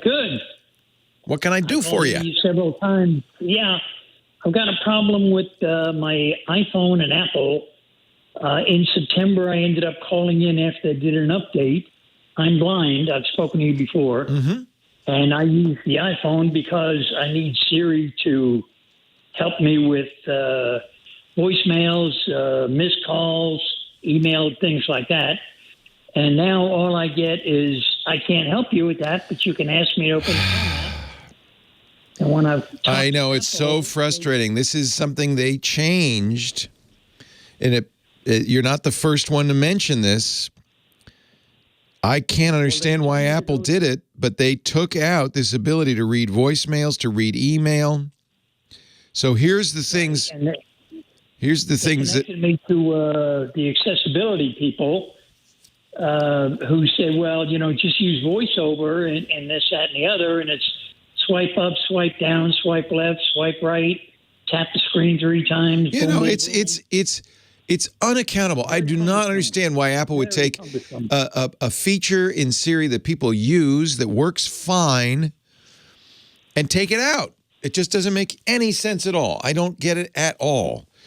So the things Siri doesn't do anymore, do I have any voicemails? Play my voicemail messages, check my call history, check my recent calls, who called me, send an email to a person's name. And I think that list is actually not the complete list, because we had a caller who said, my wife is blind and I would have her get directions by asking Siri to navigate to a place. That doesn't work anymore. Why, Apple? Well, they said they've had calls on it and they're working on it, like they're going to fix it. But it's been, a month and a half or 2 months now, and I don't know if it's going to get fixed. So you're saying they just took it out? It's not going to be fixed, right? Well, it's not a bug. Let's put it that way. They can't say, that was a bug. Clearly, they removed that capability. Not sure why. Okay. I thought it was after an update. So it is after an update. Yeah, that's why. They removed it. Actually, it looks like it started with iOS 15, and it's gotten worse with iOS 14, and it's gotten worse with iOS 15. Apple says, that's correct. Yes, we confirm this, and it's under review. Under review. So that doesn't help us blind people out here, though. It's shameful. On that. It's shameful. And we've talked about it before. It's inexplicable. I just don't get it. And Apple's got to fix this. They can fix it. Of course they can fix it. They can restore it. I'm sure. It's a capability it used to have. I'm racking my brain, maybe for privacy reasons. I don't know what. One of the problems that is a known problem is, and Apple has a fix for this, Siri, you can use Siri with the phone locked. So maybe they're worried that people will, use Siri on somebody else's phone to read their voicemails or to send an email. So they took that out. But there is a setting, if you don't want people to do that, then, that you could say Siri won't work in the lock when the lock screen is on. It's just incredibly annoying. And as you say, VoiceOver does not solve this. Apple ought to know better. VoiceOver is so cumbersome. Yeah. So cumbersome for a blind person. Yeah. No, I'm 100% with you. It's not the first time I've heard this. All we can do is just get on the air. This show is heard in Cupertino. We're on KGO in San Francisco, which is in smack dab in Apple country. I hope if anybody's listening from Apple, fix this. This is a problem. Please fix it. Please fix it. Problem for someone blind. It's my guess, and I'm completely guessing here, that it was this privacy issue, and that Apple is probably trying to figure out a way to do it. But it's, so many people, we've heard so many people talk about this and how it's a problem for them. And even trying to read email, and you get stuck in an email and then try to get out of it. You got to back it up or swipe it. Or there's a website. I'm sure you're familiar to it. Apple VIS, appleviz.com. VIS. No, I'm not. It's been around for a decade. It is for blind and low vision users of Apple products, and they have a very big community and a forum, and of course, big conversation about this on Apple Viz. Okay. And so you might go check that out because it's for blind and low vision users. It of course works very well with a screen reader. It's a very clean, simple site. I'm reading this forum post which was posted last month.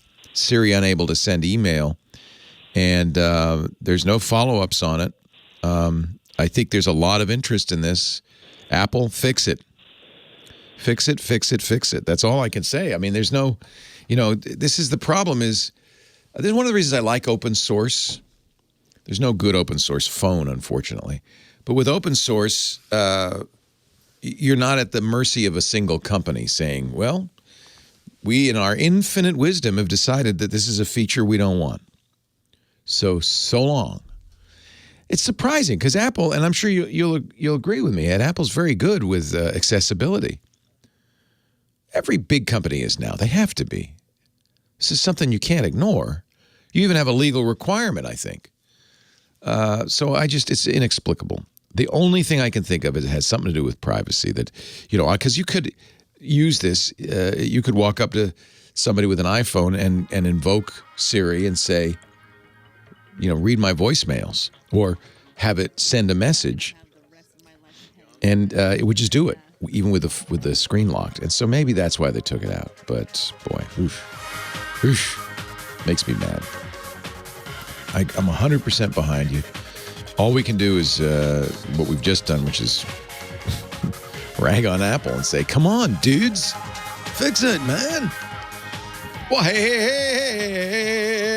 How are you today? Leo Laporte here. I'm sorry, I won't sing anymore. The Tech Guy, time to talk computers. I'm just in a good mood. The computers, the internet, home theater, digital photography, smartphones, smartwatches, scanning books, anything, anything with tech. That's what we talk about. 8888 Ask Leo is my phone number. I can't promise an answer to every question. No one could. But the beauty of this, we got the great Team Tech Guy in our chat rooms. So they're there, they're listening, hundreds strong, and they know a lot. Plus, we've got a million listeners listening. They're listening. Some of them are going to probably know the answer to almost any question. They'll call in or put it on our website at techguylabs.com. That's free, no sign up. It's just a resource for the community, for all of us. And that's a good place if you say, oh, Leo, I got a better idea. Or I did that, and this is what worked for me. Or you just go to techguylabs.com. You can leave a comment. We divide it up into episodes. This is 1,844. Each episode divided into hours, 1, 2, and 3. Each hour into segments, 1, 2, 3, and 4. You can go right to the segment. In fact, there's even going to be audio and video from the show after the fact. All the previous shows, there's audio and video from. TechGuyLabs.com. And all of that's free. Free.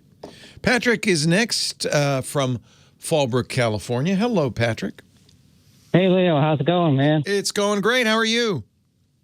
Well, I'm doing all right. I'm halfway there, but I need your help here now. Well, let me see if I can get you the other half. Go ahead. All right. Well, you helped several months back. We talked about an old 2007 iMac, and I put Linux on it. Oh, nice. Which Linux did you put on there? I tried a few different flavors, and I settled on this one called Ubuntu. Okay. Very good. And it installed pretty well, and everything works? It installed pretty well. I kind of have to play around with the audio. It sounds a little like in a band box.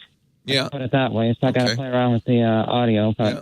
That's not unusual, especially when putting on a Macs, because Apple uses a lot of proprietary hardware, and so the drivers may not be up to date, or they may not exist for everything. I wouldn't be surprised about that, but that's part of the fun of Linux, is getting it working. Mm-hmm. Tinkering around. Tinkering, yes. Mm-hmm. So here's the question for you. I've been using a program you might be familiar with called a Super Duper on my Mac. Love Super Duper. Backing up my Mac to an external hard drive, all my documents and files, whatnot. So now that I'm booting into Linux on the Mac, when I boot into Linux, it says I plug in the external hard drive. It says you didn't have permissions to access this drive, these files. So so let me understand how you've installed Linux. Is it a separate partition on your Macintosh, or is it running in a virtual machine? How are you running Linux on your Mac? It's a second partition. Okay. So Super Duper works fine on the Mac partition, but then when it looks over at the Linux partition, it's probably a little bit confused about the whole thing. Yeah, when I'm put into Linux, I try to just access the files directly themselves on the. Oh, I see. So Super Duper's backing them up. You just can't read them in Linux. Correct. Got it. Yeah, Super Duper backs up permissions. Super Duper is, by the way, a great program. Highly recommended if you're a Mac user, shirt-pocket.com. It's not a Linux program. It's a Mac program, but you're obviously running it under the Mac and backing up the Linux partition with it. There are ways within Linux to back up the partition separately. There are many, many, many, many ways to do that in Linux. But, hey, you got Super Duper. Why not? If you're in Linux and you're looking at the Linux backup, that's where you see the permissions problem? Correct. Okay. It must be, that's interesting. I'm not sure why that would be the case. Super Duper does copy the file attributes, including who owns the file. But you, in Linux, you do own them. And if you're logged into your Linux partition and looking at a backup, maybe Super Duper is modifying ownership as it's doing the backup. That's interesting. Well, it's certainly, so there are a couple of Linux commands you want to know about that'll help you. There is chmod, which changes the permissions on a file. And if it's a permissions issue, chmod will allow you to change it so that you can read it. It sounds like it's an ownership issue, and for that you want chown, which will let you change the owner. So this is part of the fun of Linux. Congratulations. I'm glad you're enjoying it, Patrick. Do you know do you know how to look at the manual for these programs? You know about the man command? Man command. Very good command to know in Linux. MAN space. So if you want to know how chown or chmod works, you type man space and then the name of the command you want to learn about. Now, get ready because you're going to see page after page of documentation, some of which will be a little complicated. So you can also look on the internet because there'll be people who have written tutorials and so forth. But I think you're going to want chown. I'm not sure. It just really depends on what's going on. But chown changes the ownership of a given file. And you could do it for a whole directory if you want. You could say, no, I own those files. I own them. You need to know who you are. You could type who am I, all one word, to find out who you are in Linux. And then you can use chown to change the ownership of all of those files to you. But I'm not going to give you the deets of all of this. It's better to look at the man pages. So man space chown will explain all. And if not, then go out and Google the command because there are people who've written, that's one of the good things about open source is that everybody feels some ownership of it. And so there's always a lot of information, blogs and wikis and documentation out there on the internet for almost anything you'd want to do. You can just search, and because Ubuntu is technically owned by a company, Canonical, but it's still open source. A lot of people use it. Shouldn't be too hard to find. This isn't specific to Ubuntu, but it shouldn't be too hard to find the information you need. I want to go too far down this road because people are going, what? Chown? What? Huh? Who? What you talking about? Have fun with it, though, Patrick. It's great to hear from you. Keep Linuxing on. Tom is on the line from Carson, California. Hi, Tom. How you doing? Stay cool and Linux on. I'm doing well. How are you? Well, much better than when I called you yesterday with the issue of the first time you boot up a new computer with Windows 10 not being able to get past the username without putting in a Microsoft account. Yeah, you wanted to create a local account instead of an online Microsoft account when you first set up Windows. So how did you figure it out? Well, just to let people know, even though when you're setting that up, there is an option, I don't have internet, and I did click on that, and it still wouldn't let me pass. However, what I did was I thought, so I turned off my router, and then it let me work it fine. Yeah. Yeah, it's a workaround that you shouldn't have to use. Yeah. And by the way, that will work on 10, but it's my understanding they've taken that out of 11. Yeah, so even though Microsoft gives you that option, I don't have internet, in the background where you can't see it, they're still looking. And if they see that... They say, you lie! You're a liar! I can see you have internet! So I just wanted to put that out there for you and anyone else that was listening, that is what they need to do. They need to just turn off the router. It doesn't take you very long once the router's off to start in the beginning, but I would do a complete restore, a factory fresh out of the box kind before I tried it, and which is what I did, and it worked on both of my new computers. Excellent. So I'm so glad that worked. It doesn't take that long to get past that, and then you can turn your router back on. Yeah, and what I always did is I would set up Windows with a local account first and then add my Microsoft account because there's certain advantages to that. But there's reasons I wanted to start local, and it's completely legit, and Microsoft doesn't like that because Microsoft. So good. I'm glad that workaround still works. Again, it works on 10. It will not work on Windows 11 Home, I'm told. They've taken that out. Hey, I'm glad. Thank you for the update. I really appreciate it. Always like to know. I want to let you know it. Yep. And a plug for iDrive. I'm using it. Small business, 6 computers. It's working great. Yay! Our sponsors. Yay! Yes. Yes. So, I'm very glad to hear that. That's great. Okay. All right. Just wanted to let you and your listeners know what I found. Thanks, Tom. I appreciate it. The Discord is going bonkers. Bonkers. Is it all Kev? Is it all you, Kevin? Kevin Brewer loves the animated GIF. And it's a kind of a feature of the Discord, which is nice. This is a good one. Linux users installing a web browser.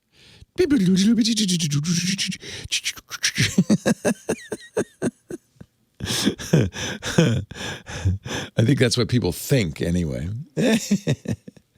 Linux users be like, at least it's open source though. Oh, come on.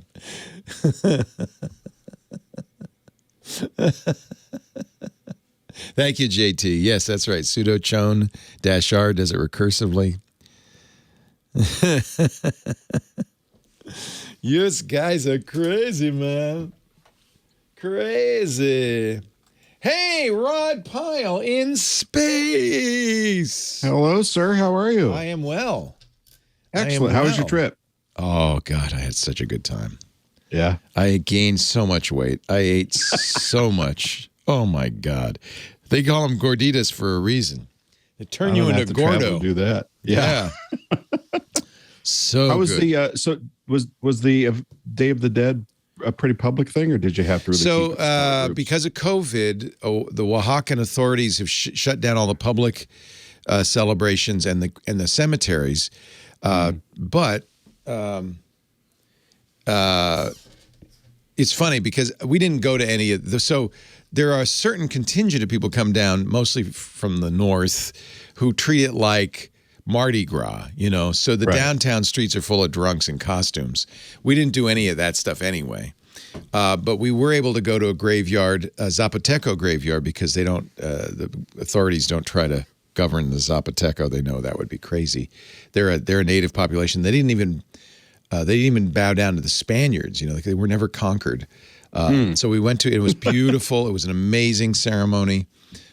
We did a couple of ofrendas. Yeah, we did. So our host and hostess, Mike Elgin, and his wife, Amira, really knew the area, and they arranged all this great stuff, including, cool. Cooking classes with the #1 chef in Oaxaca, and it was just amazing. You are networked in, man. Well, I paid the pretty fee for that, but yes. Oh. Anybody could be networked in. I figured they were friends. Yeah. They are friends. In fact, they've been trying to get me to do. I remember when Mike started this. Yeah, they take 4 other couples. It's a small group, and it's really fun. We all stayed in a villa together, and it was so much fun. Yeah, exhausting. I need a vacation. Yeah, but way better than spending an afternoon in the cruise port. And much. Although I still love the cruises, but yes, I agree. Yeah. I agree. Yeah. Leo Laporte, the tech guy, 8888 Ask Leo, the phone number. Rod Pyle, Space Explorer, coming up in just a little bit. Talk about space. Lots to talk about in space. Lots. It's getting exciting. But we'll get to that in a bit. Richard, meanwhile, on the line from West LA. Hello, Richard. Hi, Leo. Good to speak with you again. Nice to talk to you. What's up?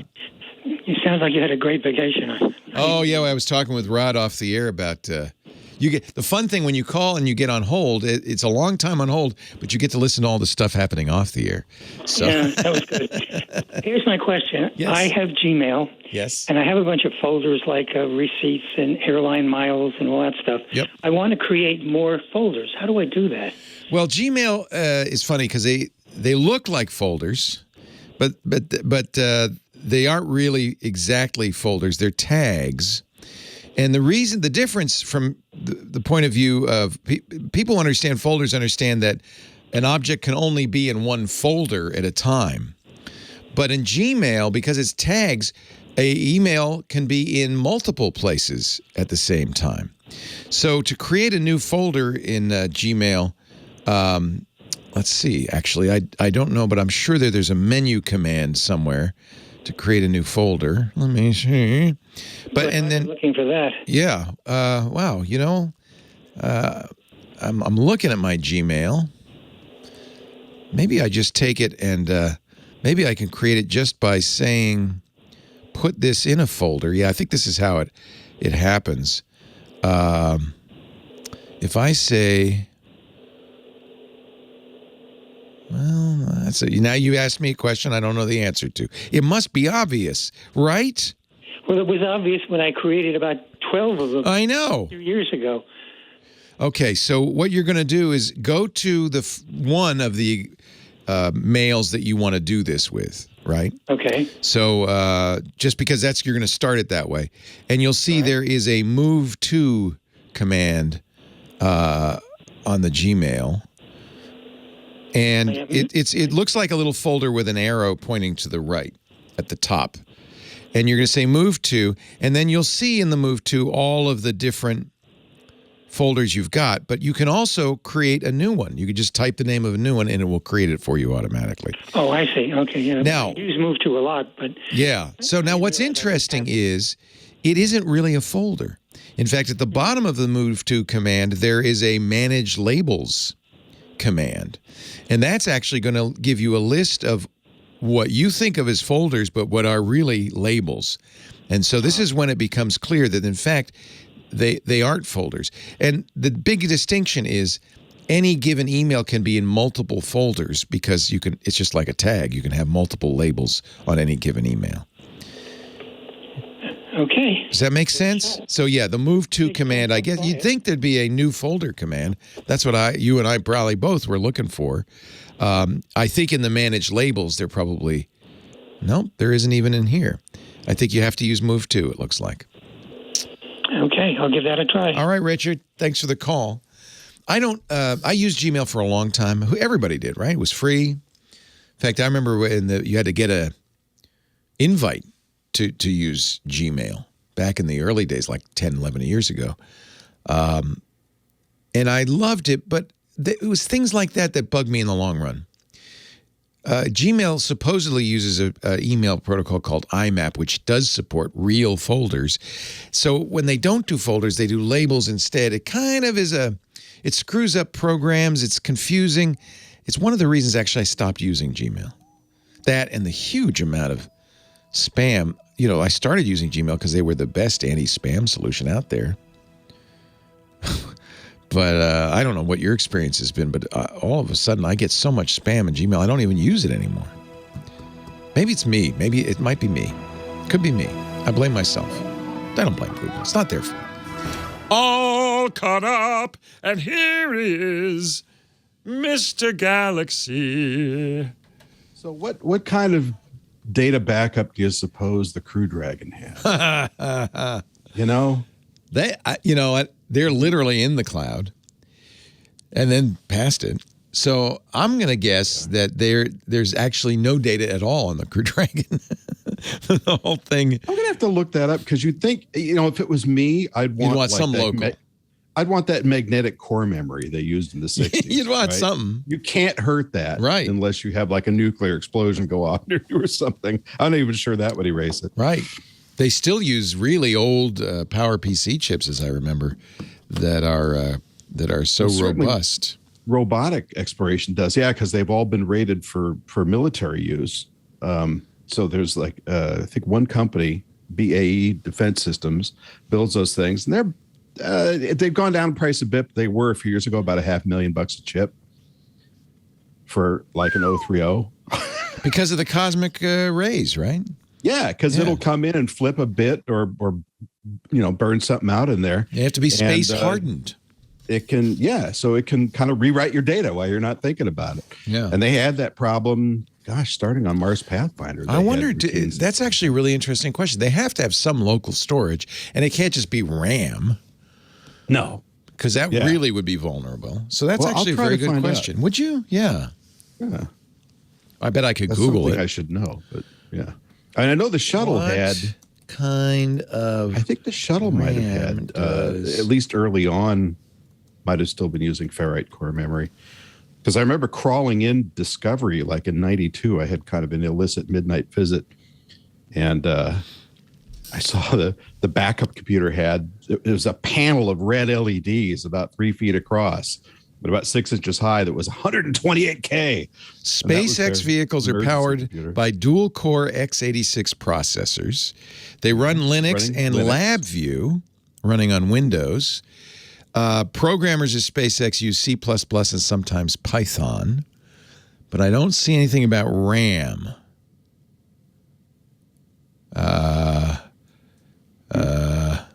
Bit flips. I'm seeing bit flips. The maiden flight of Ariane 5 did not suffer from a bit flip, but the software tried to put a 64-bit number into a 16-bit register, truncated the number, getting a completely different result. The rocket veered off its flight path 37 seconds after launch and self-destructed. Bottom line, you know when that happens? $370 million. Out the window.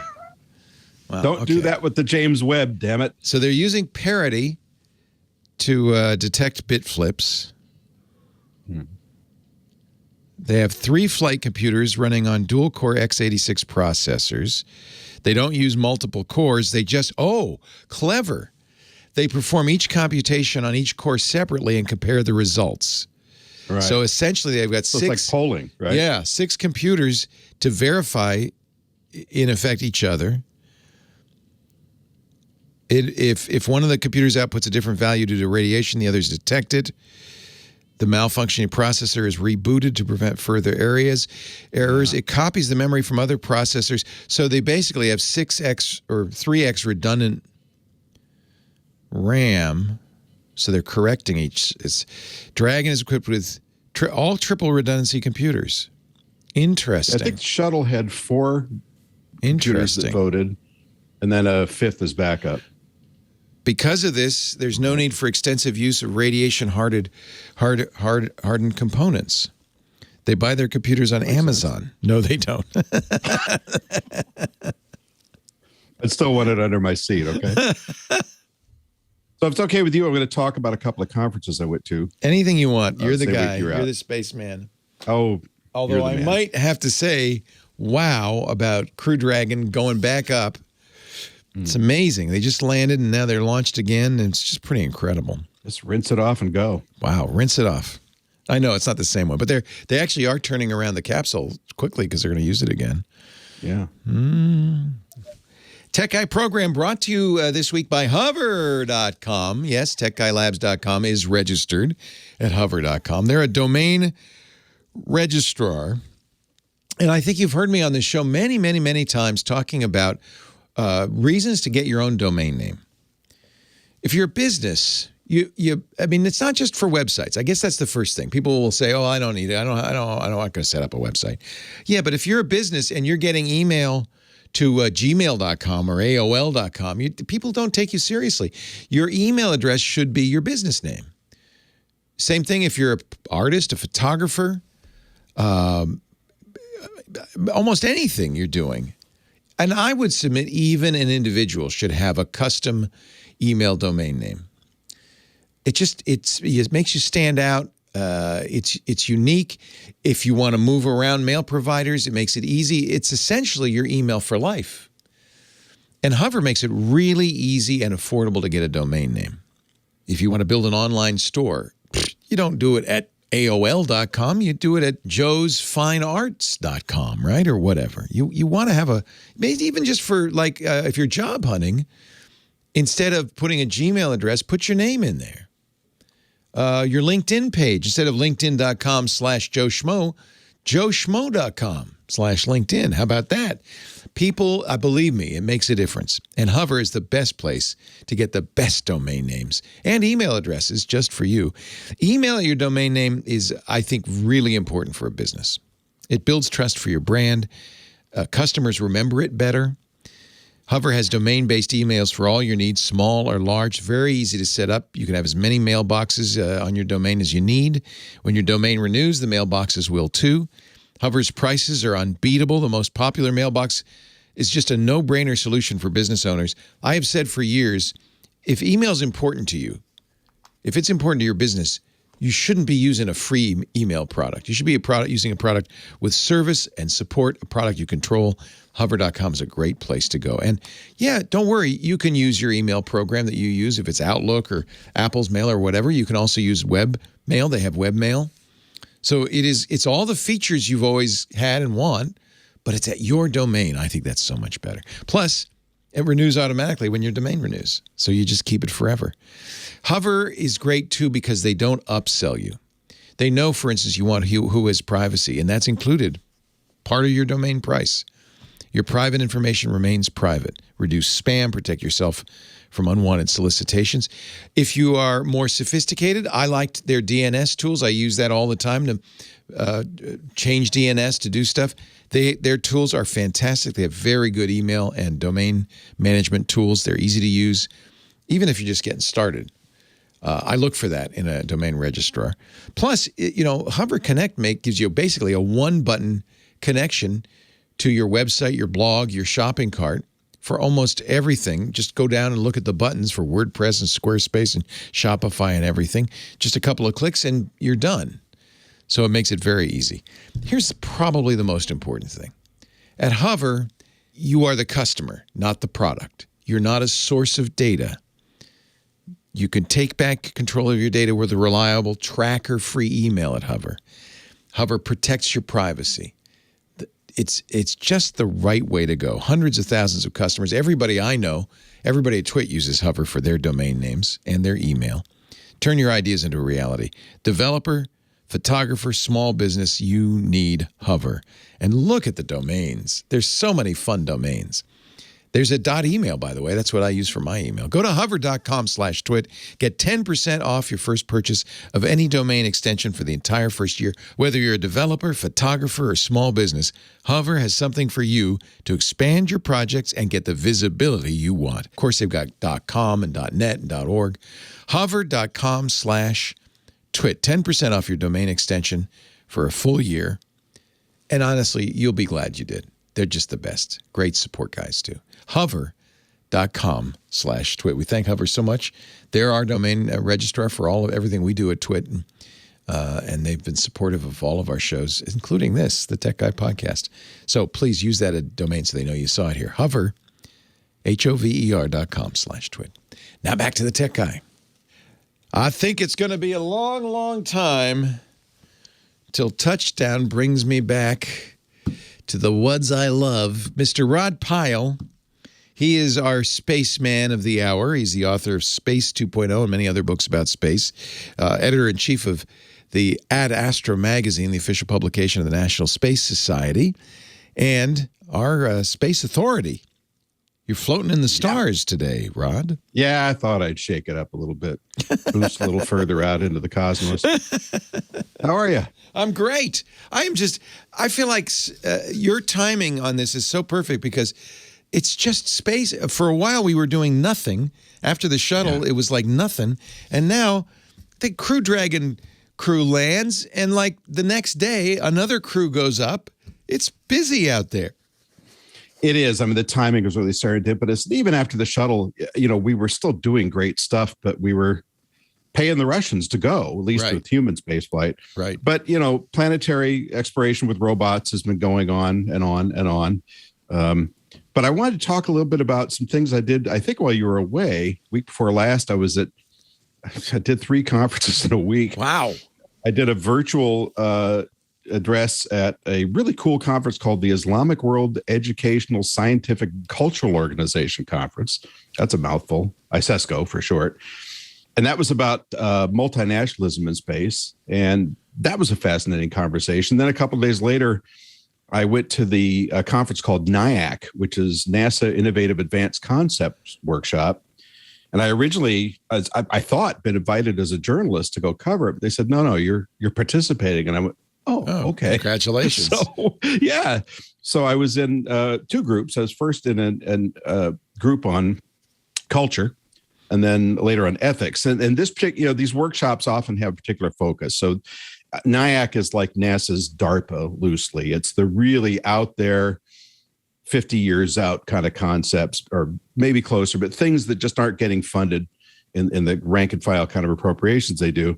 And so if you have a wild idea, like one of them a couple of years ago was, we're going to build a radio telescope in a crater on the far side of the moon, you do an NIAC study. So ours was on free space settlements, communities off Earth, not on Mars, not on the moon, but between Earth orbit and out in cislunar space, and talking in our case about what some of the cultural considerations and the ethical considerations ought to be, which, when I say that, it's like, well, what do you mean? Well, culture you could look at 2 ways. You can look at it as multiculturalism, diverse cultures living together in a constrained environment for a long period of time. We can't even do that with the whole planet Earth. Well, and that's what's so interesting. So, there's a lot of people in this discussion, not necessarily at this conference, but in the living off-world discussion, there's this presumption with a number of folks that it's going to be, utopian is too strong a word, but we're going to reinvent ourselves. And it's going to be kind of like Star Trek. We go out there, we all get along, money and greed and negative passions and so forth don't rule us anymore. And then there's those of us who kind of feel it's going to be a little bit more like The Expanse, perhaps. Yeah. Because humanity seems to take its baggage everywhere it goes, right? Although I have to say, it's not written.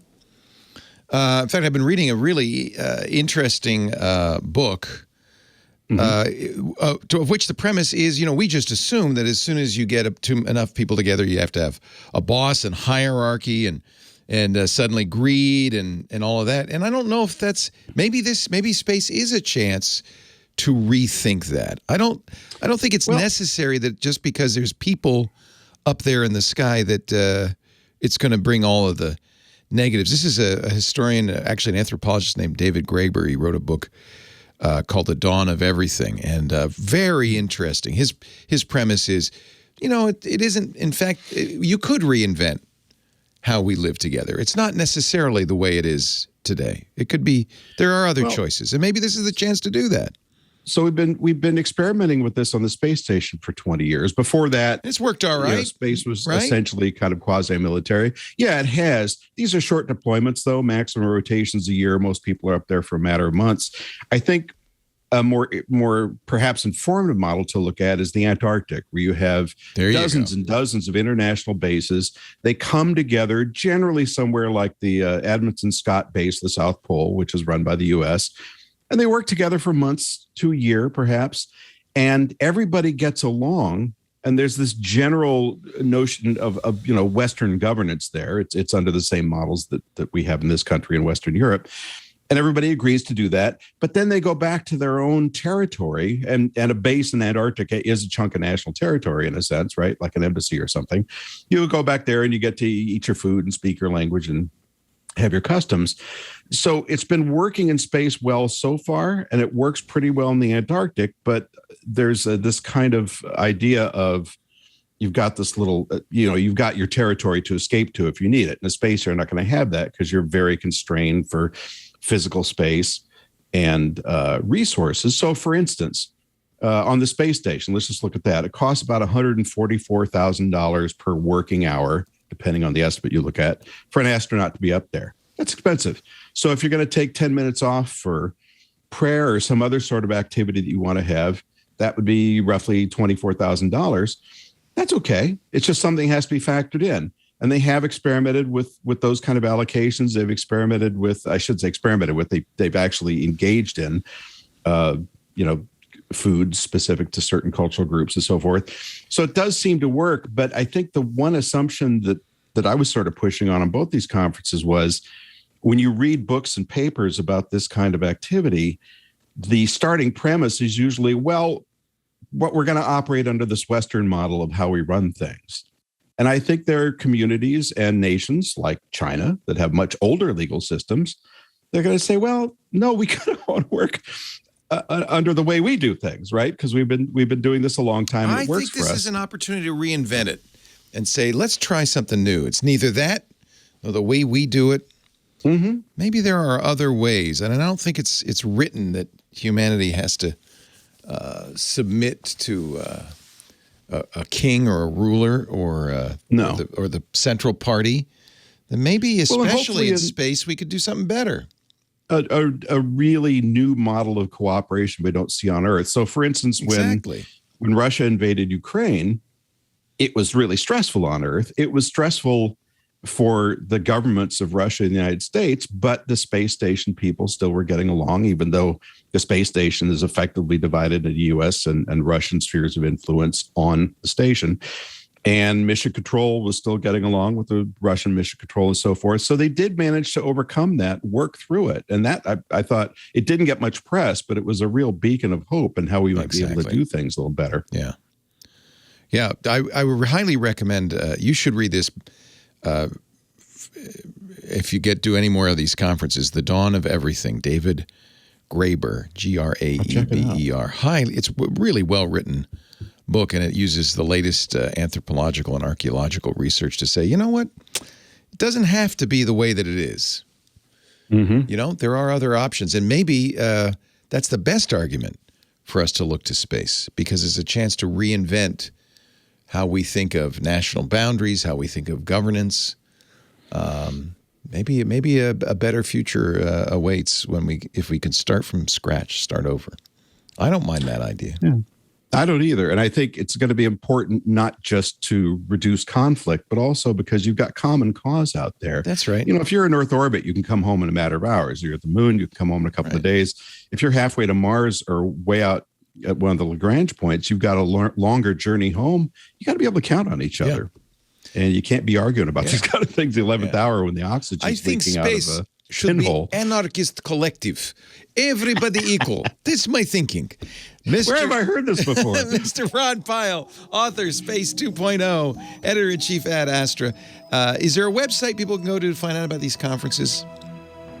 The NSS website tends to list some of them, space.nss.org. Yeah. Thank you so much, Rod. Leo You bet. The tech guy. Yeah, this is the first book I've read in a long time. It gives me some hope.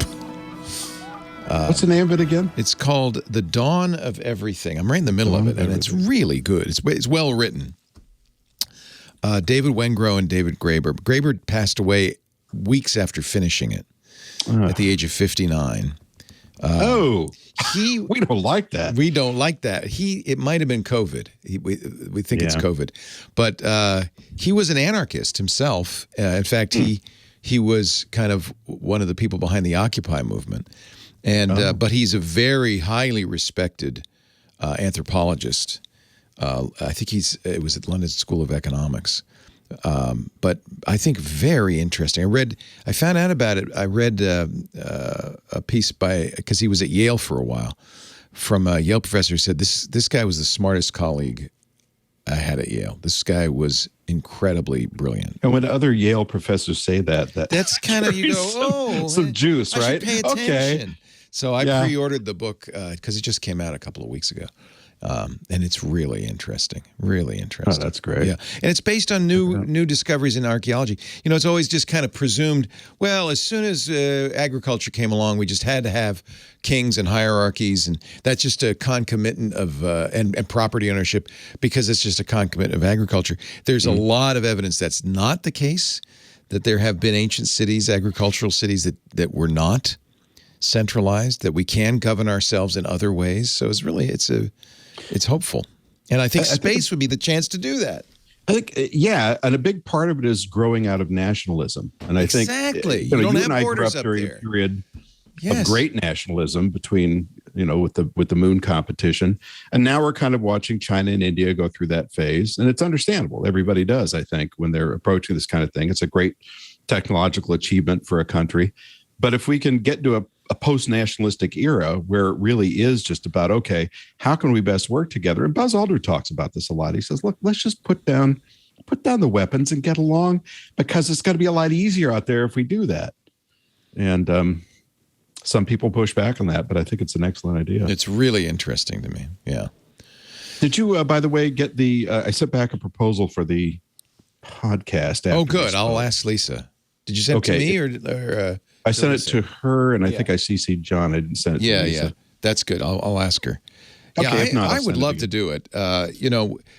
For the last couple of years, I've told everybody we're not starting new shows. We don't want to, grow past our capabilities. You're not NBC, right? Yeah. Well, for a while, we really thought that was the way forward, but it's expensive, and it's really hard to take a new show and make it work. So, But at the same time, there's certain areas that I just feel like we should be covering. So the article that turned me onto this was in The Atlantic. Human History Gets a Rewrite. William Dershowitz. Human History Gets a Rewrite, The Atlantic. It's one of those ones that I saw the headline and then highly recommend. I'll read that later. I think for what you're these kinds of seminars, this would be interesting additional ammunition. Well, and I'm crediting you for the turning me on to it. Thank you. You're welcome. I don't need credit. Thank you. Have a great week. You too. Stay safe in space. I'm going to get some curtains up so I can stop being chased by the excess sunlight in my studio. It actually works with the backdrop. It looks like, you're out in space and the sun is hitting you. Yeah. The dark side of Rod Pyle. It's good. I like it. You wouldn't be the first to say that. All right, sir. All right, Rod. Take care. Take care. Bye. Let me thank you heartily from the bottom of my heart for being here and letting me do this. This is a gift, and I don't take it for granted. Thanks to everybody who listens, who calls in. You make the show. Couldn't exist without you. Thanks to Professor Laura, our musical director. Thank you for always providing musical inspiration for the show. To Kim Schaffer, our phone angel.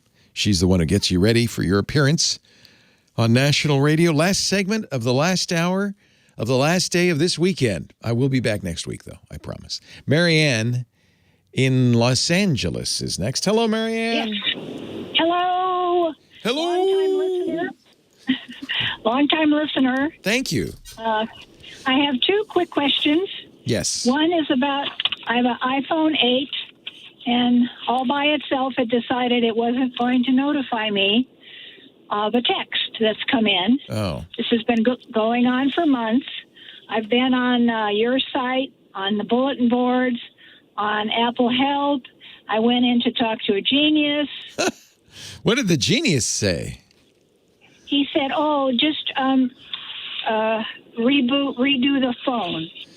Wow. Did you do that? Well, sort of. We erased a lot of stuff, and it's intermittent. It's not all. Sometimes a message will come in and it'll ring your chimes, but sometimes it'll come in and you don't know about it. Only if I'm in the text app. Ah, that's okay. That's an important piece of information. Apple's very aggressive about closing down apps that run in the background, because, of course, they're using battery life and they're trying to maximize your battery life. And so the iPhone is famous for this. But Apple also is famous for making sure that its applications, especially the ones that are going to give you notifications like mail and messages, they do get to run in the background. Now, I presume the Genius took you to the notification settings.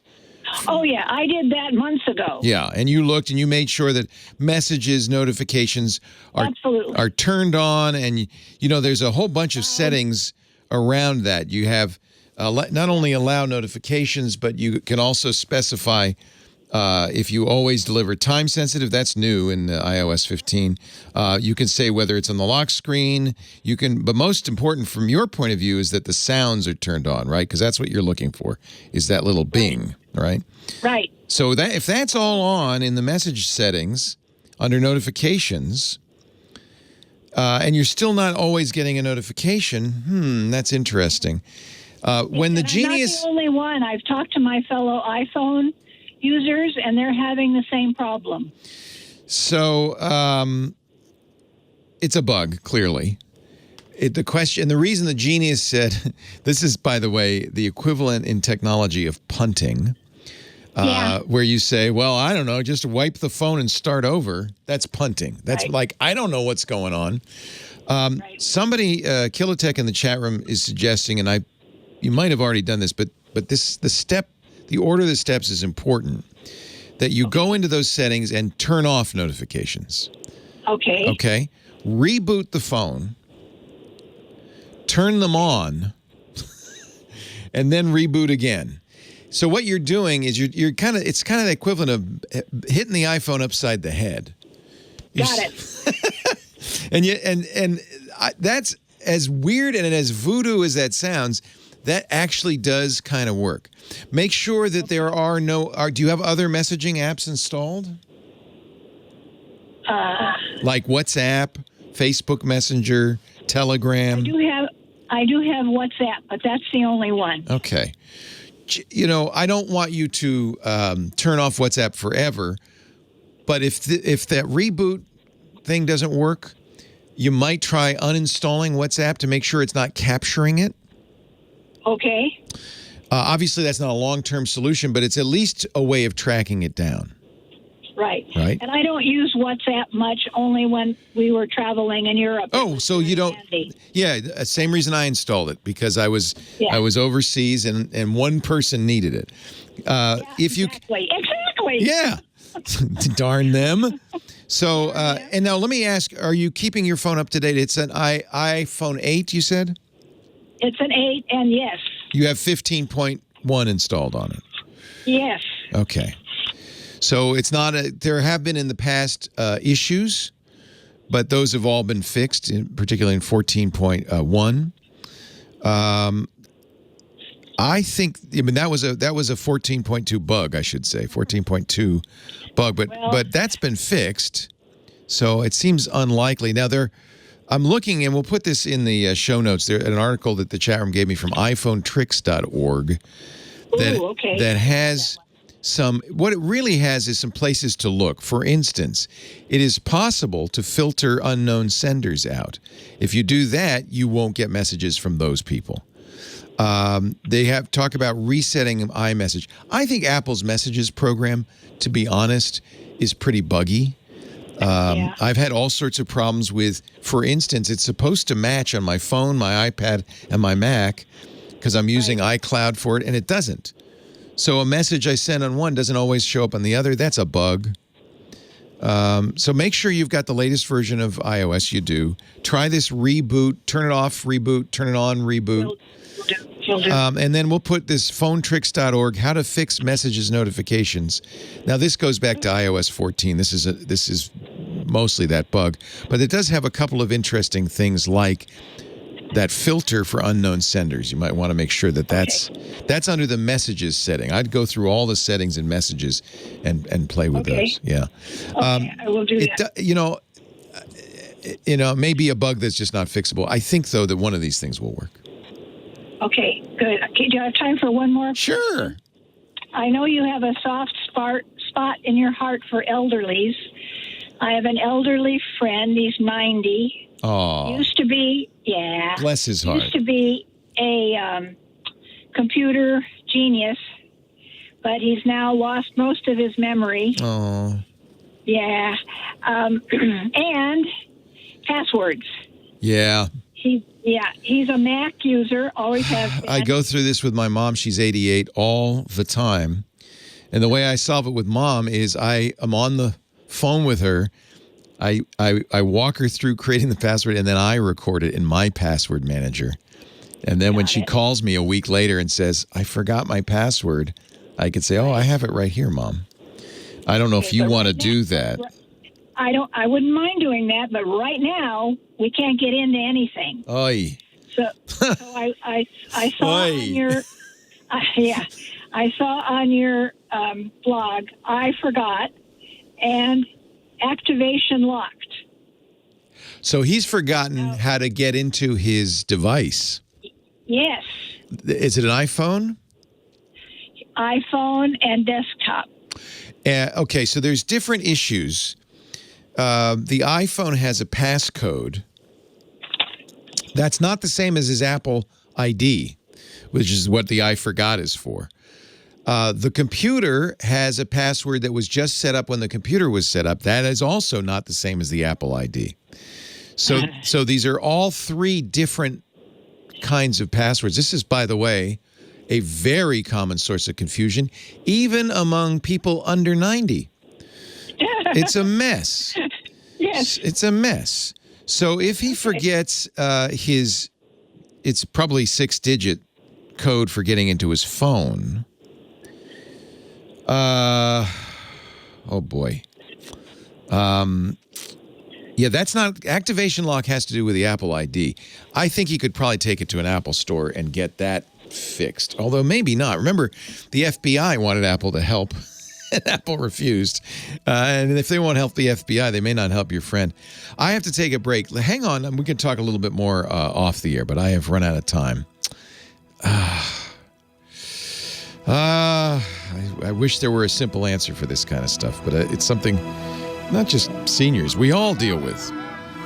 So, I don't know what to do for your 90-year-old friend, Marianne. Let me think about this. Let me think about this. So he can't get into anything. Correct. If you can get into the iPhone at some point, I think you can turn that feature off, and he probably should turn that off. That's just a setting for disaster. Although maybe in the newest versions of iPhones, they don't let you turn that off. Thank you, Apple. Yeah, it has gotten so desperate that the current thinking is get a new iPhone, a new iCloud ID, get a new desktop. Does he have the receipts for all of these? Oh, he's now moved to different. If you can prove ownership, you can take it to the Apple Store and they can unlock all three. Okay. But he has to have proof of purchase. Okay. And that's that thing they don't want people to come in with stolen phones and say, hey, unlock this, please. Yes, well, if he goes in with his walker and me, and I have gray hair, and I don't think they think we stole. No, these dopey geniuses. Yeah, dopey. Dopey. I don't know. All I can say is, throw yourself on the mercy of the court. But I will. Generally what they say is, no, I don't care how elderly you are, you need to have a proof of purchase. I don't think you stole it, but you still need to have a proof of purchase. They're pretty, okay. But it's worth a try. Yeah, go in there. Yeah. You start crying. Yes, I'm good at that. Yeah. Start crying. Say, I can't. Maybe, because a genius has huge amounts of discretion. They're allowed to do almost anything, including give you a new phone. So just cry, beg, get on your knees. Plead. Yes. Plead. Okay, I got it. Yeah. But I have to say, I bet you there have been con men in a walker who've tried this too. So they may be resistant. I can't promise it'll work. But if he could find the receipts, then he'd be golden. Okay, I'll see. If he bought it at the Apple Store, they will have a record of it. Oh, under what though? Under his name. Okay, you wouldn't have to have the... No. And then he'd have a driver's license. Well, it won't be a driver's license. He'd have a senior ID. My dad, it's so funny. He's also in a Walker 88. He says, look, I got a senior ID. I said, they actually make those, huh? It's a state of California senior citizen ID. So if he has his... He can't drive, obviously. Anymore, so. No, of course not. Yeah. If he has his senior citizen ID and they know, and they have a record of the purchase, that may be sufficient. Okay. Yeah. That might do the trick. That might be easier than, all right. And I have someone who will help me before we get him, because he gets confused very easily. And next time, just be there when he sets it up. Yes. And make a note. Yeah. Oh, yes. Yeah. Yes. And, and it does, I tried to say, well, why don't we just get an iPad? You just want to. That's really all he needs. No. Oh, no. No, he wants the whole shooting bingo because, he's a genius or used to be. Oh, I'm on my way. I know I'll be a trial to my children. Yes. Write those passwords down. At least I'll have a senior citizen ID. Okay. Love you, Leo. Oh, I love you, Marianne. Thank you. You too. Yeah. I learned so much, and especially about stuff I didn't need to know. That's my specialty. Yes, I know. Okay. Thanks, Marianne. Take care. Thanks. Bye. Stuff I didn't need to know. That's the motto of the show. Here's a bunch of crap you didn't need to know. Well, that's it for the Tech Guy Show for today. Thank you so much for being here. And don't forget, TWIT, T-W-I-T. It stands for This Week in Tech, and you'll find it at twit.tv, including the podcasts for this show. We talk about Windows on Windows Weekly, Macintosh on Mac Break Weekly, iPads, iPhones, Apple Watches on iOS Today, security on Security Now. I mean, I can go on and on and on. And, of course, the big show every Sunday afternoon, This Week in Tech. You'll find it all at twit.tv. And I'll be back next week with another great Tech Guys show. Thanks for joining me. We'll see you next time.